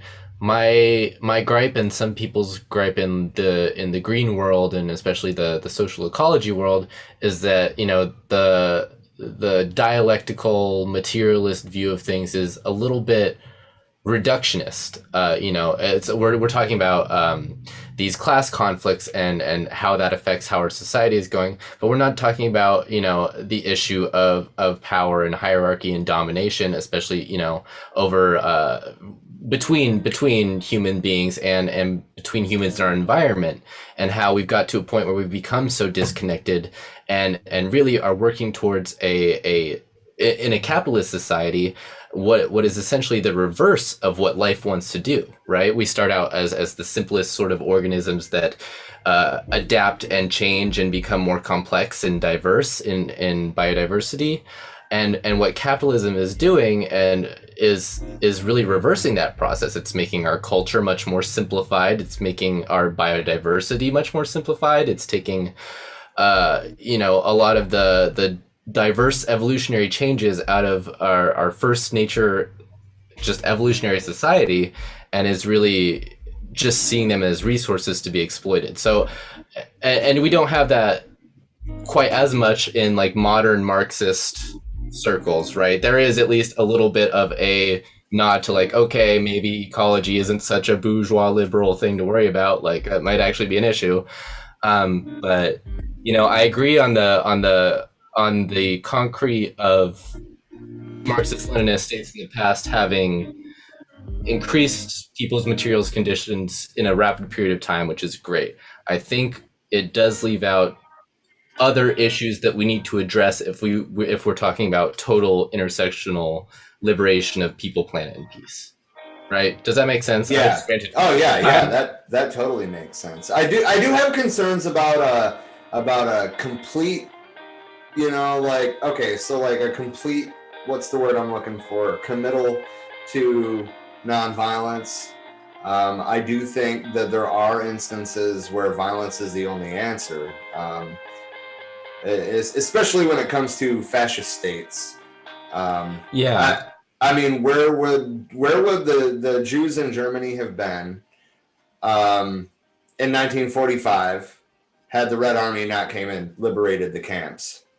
I think there's a difference between a pursuit of nonviolence and something like self-defense or defense of a marginalized or weaker population. Right. And I think there are a lot of Greens in the U.S. who have I read something recently a while back from a Green here, who's an indigenous woman that talked about the difference between our pillar of nonviolence and peace, and how the self-defense is not really included in that, because we, as already majority marginalized communities who are part of the leftist broader left network, are constantly on the receiving end of violence and coercion from states and from white supremacist culture that we live in. I personally, I think that where possible, obviously we should try and seek resolution through nonviolent means. We should try and get the most amount of consensus out of society as we can. However, that does not mean that we're going to stand aside and let marginalized populations be, treated cruelly or violently. Okay, yeah. That's essentially what I was getting at. It's sort of like the tolerance paradox, right? Like, do you tolerate intolerance? does a nonviolent person tolerate violence against somebody else? My thought is no. Do no harm, but take no shit. Okay, so we're coming close to the end of this chapter, I think. Are we? Yeah, we're on the last page of it. Oh shit, I scrolled too far. What did I do?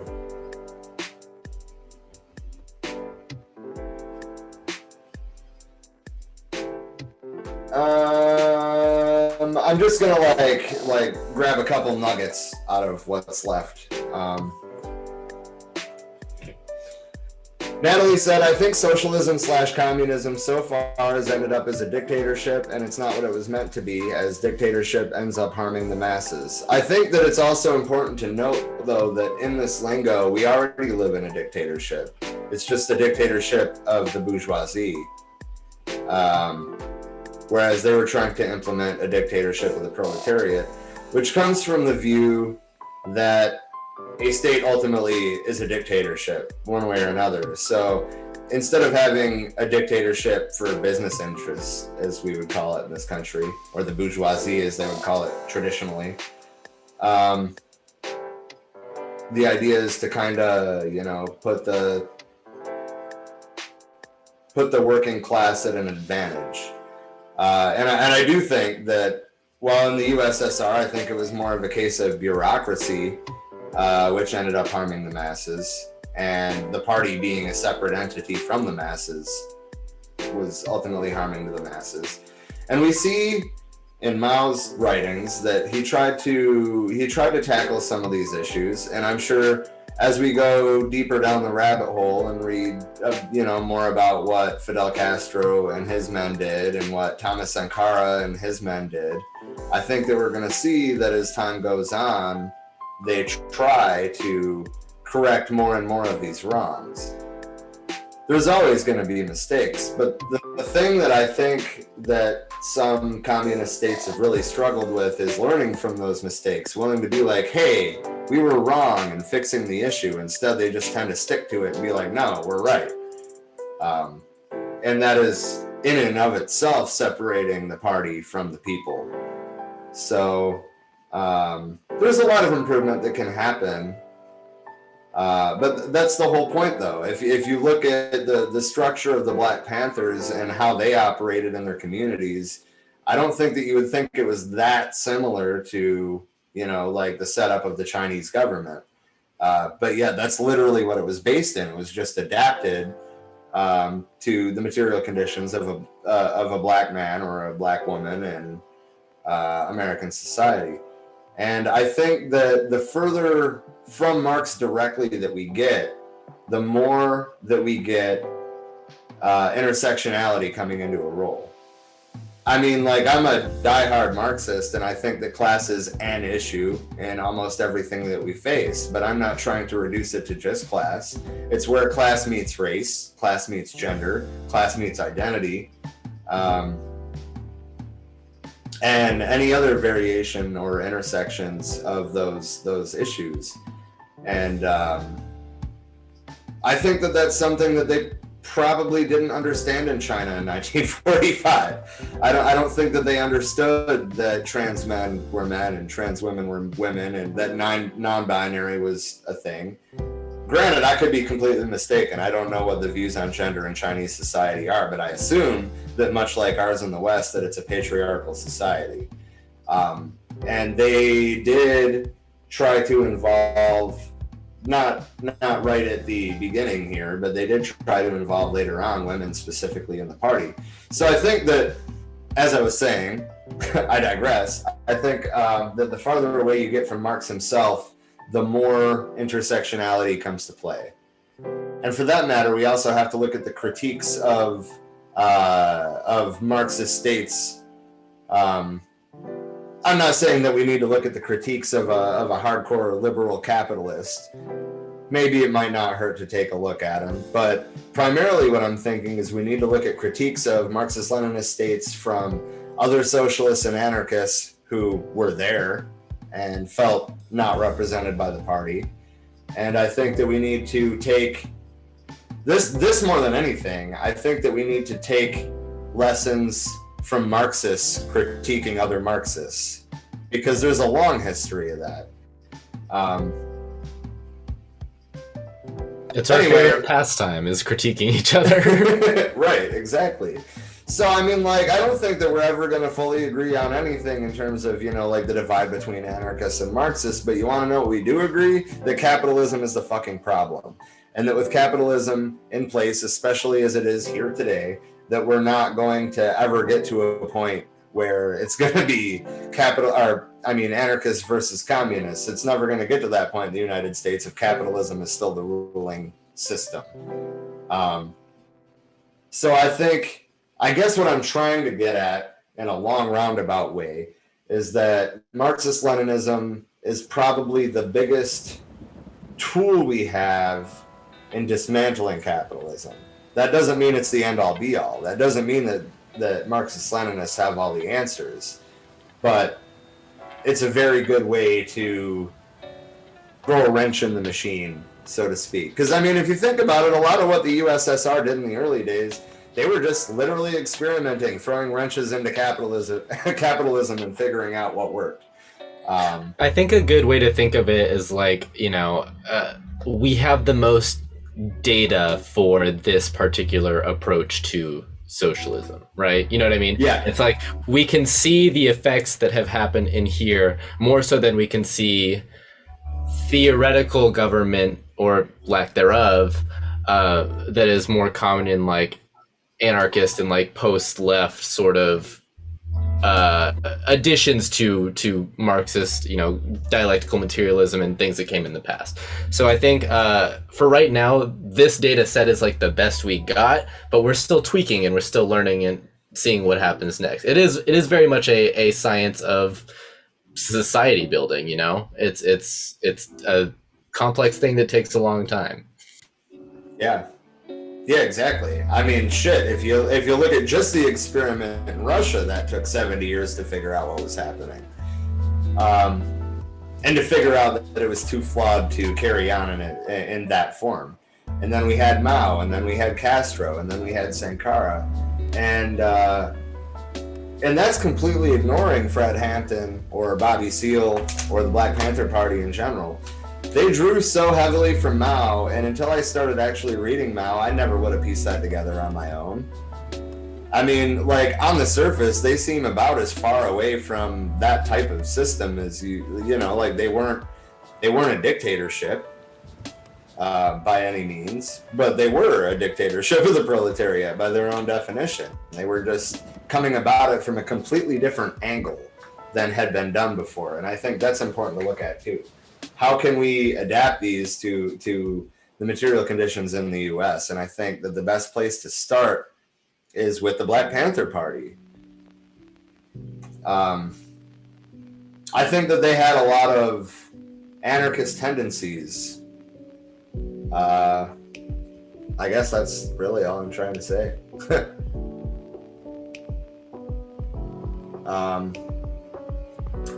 Anyway, last couple quotes for the night, and then we'll move on to, I think all we have left is LGBTQ news. But production by the masses, the interests of the masses, the experiences and feelings of the masses. To these, the leading cadre should pay constant attention. I don't like the way it's worded. I think that the sentiment is important, but I don't like the way it's worded. The cadre should pay attention. The cadre should be involved. There should be no leadership above the masses. And that's something that you already had alluded to. And then the first sentence in the next paragraph is worded the same way. We should pay close attention to. No, you should be in it. From the problems of land and labor to those of fuel, rice, cooking oil, and salt. All such problems concerning the well-being of the masses should be on our agenda. We should discuss them, adopt and carry out decisions, and check upon the results. We should help the masses to realize that we represent their interests, that our lives are intimately bound with theirs. We should help them to proceed from these things to an understanding of the higher tasks which we put forward, the task of the Revolutionary War, so that they will support the revolution and spread it throughout the country, respond to our political appeals, and fight to the end for victory of the revolution. And that is the end of Chapter 11, The Mass Slide. I think we already had a pretty good discussion part for this segment, too. I kind of wonder what happened to Trisha. It's showing she's still there, but she ain't said anything in a while. Actually, there was a couple other things. A police officer in Oregon was charged for failing to arrest an off-duty officer for attacking a home with the Black Lives Matter flag. We don't even have to click in this article to be like, oh wow, something good happened, finally. And this is the combating fascism section. The other one, the headline is, "No, James Clyburn, we cannot compromise with the system that protects killer cops."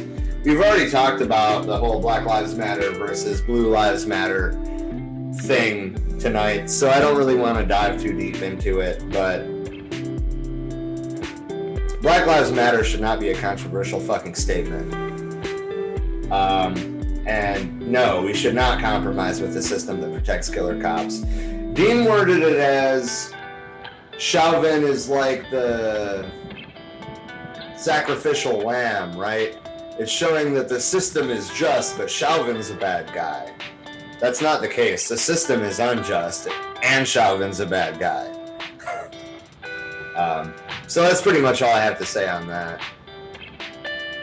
But if Trisha's not there, I don't even have anything to say on LGBTQ news. I know she had something she wanted to talk about, but if she's not there, I don't know what it is. I'm here. I need a moment. I'm dealing with this situation right now. I did message you though. Sorry, give me a minute. Check your Facebook message. You said it's in the chat?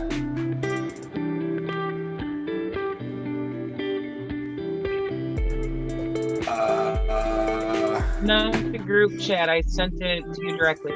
Oh, okay. Okay.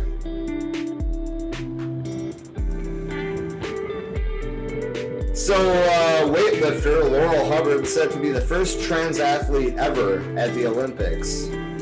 Wow. I thought that the Olympics, the Olympic board was still trying to ban transgender athletes, so that's really good news.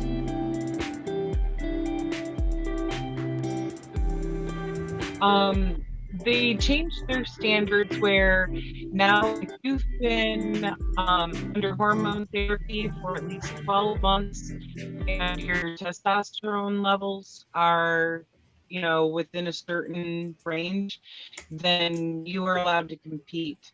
And I like the way that they're addressing that, because it's actually your hormone levels that affect your muscle mass, etc., which is the main thing that, a lot of people who are against allowing trans people into sports are complaining because, they think they can't compete with some. It's an insecurity all the fucking way. But anyway, I think that's a great way. Did we lose you? I think we lost her.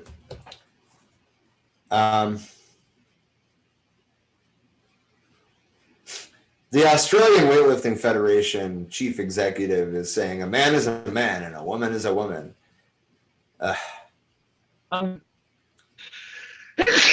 Sorry, I'm back. I lost signal again. That's been happening this whole time, which is why I had myself muted there. But anywho, I think this is a standard that could be put into place everywhere else, where people are like, oh my God, what are we gonna do? Motherfuckers, we're talking about sports. Let people enjoy themselves and do what they do.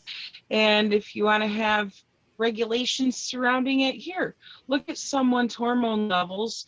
That is actually what is more determinant in that situation than what they were born with. Yeah, true. I mean, I kind of tend to side on Emily's stance on this, right? Like, I mean, she grew up in high school. she went through high school playing sports, and she always preferred, like the outside of school co-ed leagues because it was more of a challenge. I think that, frankly, we need to get gender the hell out of sports. Let people enjoy themselves. Leave it at that.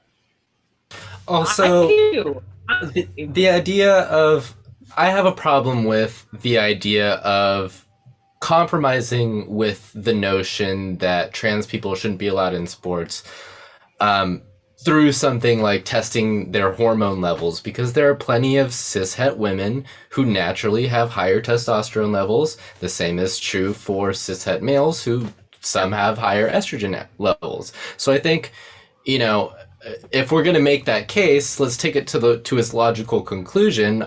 Like, Michael Phelps is, fucking 8 feet tall and is built like a literal merman. Like, do we stop someone who has a genetic advantage from competing in a sport they might be better suited for?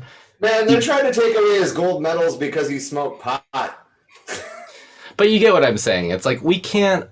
I would like to see a world where, like, if we're going to do this thing about separating classes in sports, do it like wrestling does. Weight classes. That's fine. Works too, man. That works too. Yeah, I would much rather see that than... honestly, I'm glad to see some forward progress at the Olympics. That's a lot more than I expected out of them. But right, and in comparison to some of the shit that I've seen passed by states, as far as, we want to do a physical inspection of looking at your fucking genitals. That's pedophilic, motherfucker.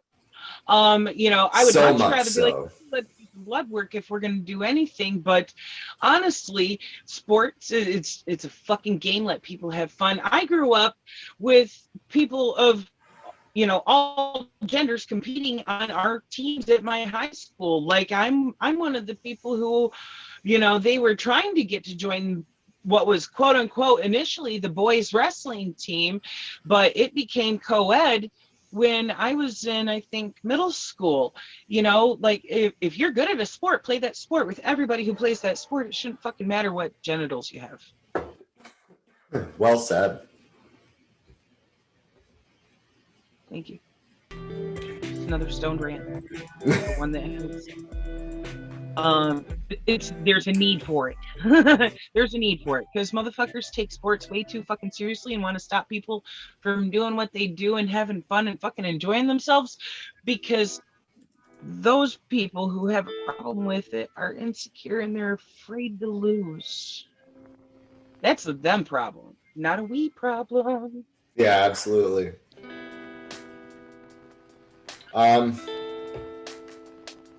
Natalie said exactly, there's still so much to be done for justice of any oppressed people. And to that, I say solidarity. So does anybody have anything to say in closing? We're going on 3.5 hours at this point. I think it's probably time to wrap it up. Like, Cody, do you wanna plug like the website for the National Caucus or the State Caucus or any events that we have coming up or so on and so forth? Yeah, so you can find the National Caucus, yesgp.org/join. The State Youth Caucus, if you want to get involved, you're between the ages of 14 and 35. Our website is www.yesgpaz.org. Twitter, Instagram, and Facebook are all variations of @YesGP_AZ. We're not hard to find. The branding is pretty on point thanks to our MediaCom chair. He's doing a great job. Other than that, thanks to y'all for having me on. It was great to discuss a lot of these issues, and it was awesome to sort of give a young eco-socialist viewpoint on that. And yeah. I am an aging young eco-socialist. It's actually kind of funny at our meetings and stuff because, like, at 30, I feel like, like an awkward uncle or something. You're a young at heart eco-socialist. Oh, well, I still got 5 years in the caucus. Maybe we'll get some shit done by then. So we do have a Patreon. We, in this case, meaning for We Are Many. Patreon.com/forwearemany. Well, that's okay. There we go. We are all over social media. We have our Facebook page. We have the For We Are Many support group, which is made by the page, so it shouldn't be hard to find from the page. We also have the For We Are Many mutual aid organizing group, which, Cody, I didn't get a chance to talk to you about that. If you know of any mutual aid projects going on in the area, drop it in the mutual aid organizing group and just, I don't know if you're familiar with the Facebook topics feature, but they're hashtags. So just put like hashtag Arizona or hashtag Phoenix and post it in there. We're just trying to, encourage other people to get involved is the main thing. We're on Twitter @ForWeAreMany2, Instagram For We Are Many Podcast, TikTok For We Are Many Podcast, YouTube For We Are Many Podcast, For We Are Many Podcast @gmail.com, and www.forwearemany.org. Natalie said, Cody, thanks for speaking up tonight. Sounds like a group we need your generation to get things done. Sounds like a group we need. Your generation can get things done. There we go. Sorry. That was difficult. Thursday night at 8 Eastern Time, we will be doing our watch along of the movie Milk. It's on Netflix. It's about Harvey Milk. This was a recommendation from Dean, so we've kind of been planning this for a little bit. I thought it was Dean that brought it up. Huh. It was Dean that brought up Harvey Milk, and you brought up the movie. That's what it was. But yeah, so it was Trish's idea. I forget what the conversation was, but it made me think of Harvey Milk, and I'm like, oh, as far as them trying to ban discussing the existence of LGBTQ people in school. And I was like, wait a fucking minute, because, we got students out here who need to be learning about epic motherfuckers who changed the face of this society, like Harvey motherfucking Milk. And we're like Eugene Debs. How many fucking history books you heard Eugene Debs' name in? Right, none. But Cody, we did a piece on Eugene Debs. I recommend you check it out at some point if you have time. Definitely, yeah. But with Harvey Milk, he was the first out gay man elected to office in this country. He was in San Francisco, California, and the things he did, not just fighting for LGBTQ rights, but uniting the entire left, fighting for every facet of, every group that has been oppressed for any fucking reason, whether it be your class, your ethnicity, your sexuality, across the board. He brought the left together in a really fucking beautiful manner. His career lasted a total of 11 months before he was assassinated. But in that time, he changed the face of this society, because that was the first of getting somebody who was actually from our community elected into an office and actually working actively to improve the lives of not just gay people, but every fucking buddy who's been getting shit on. And it was beautiful. He was an amazing person.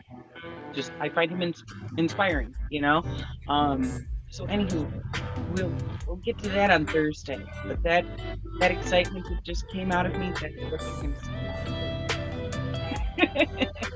That being said, I will not be there for the entire stream because I have a meeting in the middle of that for the Youth Ecosocialists. But I will be there before it, and that's all. Okay.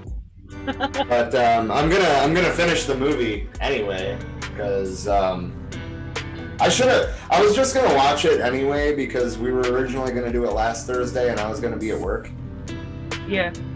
Natalie said, I hope Cody will come back sometime. He has some very good insights and ideas. I agree. I'd be happy to. Hell yeah. Awesome. Well, just let us know when. And for that matter, I'm going to bring this up Thursday as well. But honestly, I feel comfortable with having anybody in our state caucus come on here because I don't I don't think we have any bigots or racists hiding in there. If they did, they would be weeded out.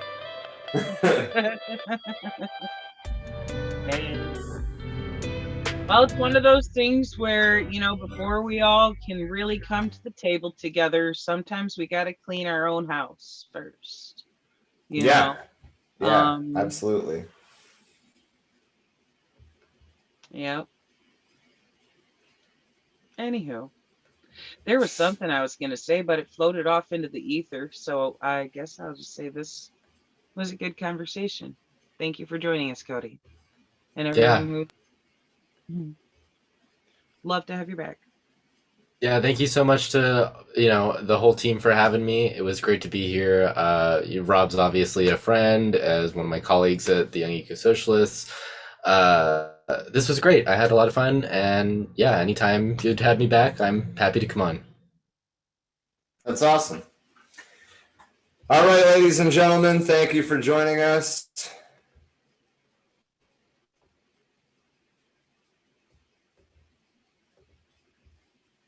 See you on Thursday.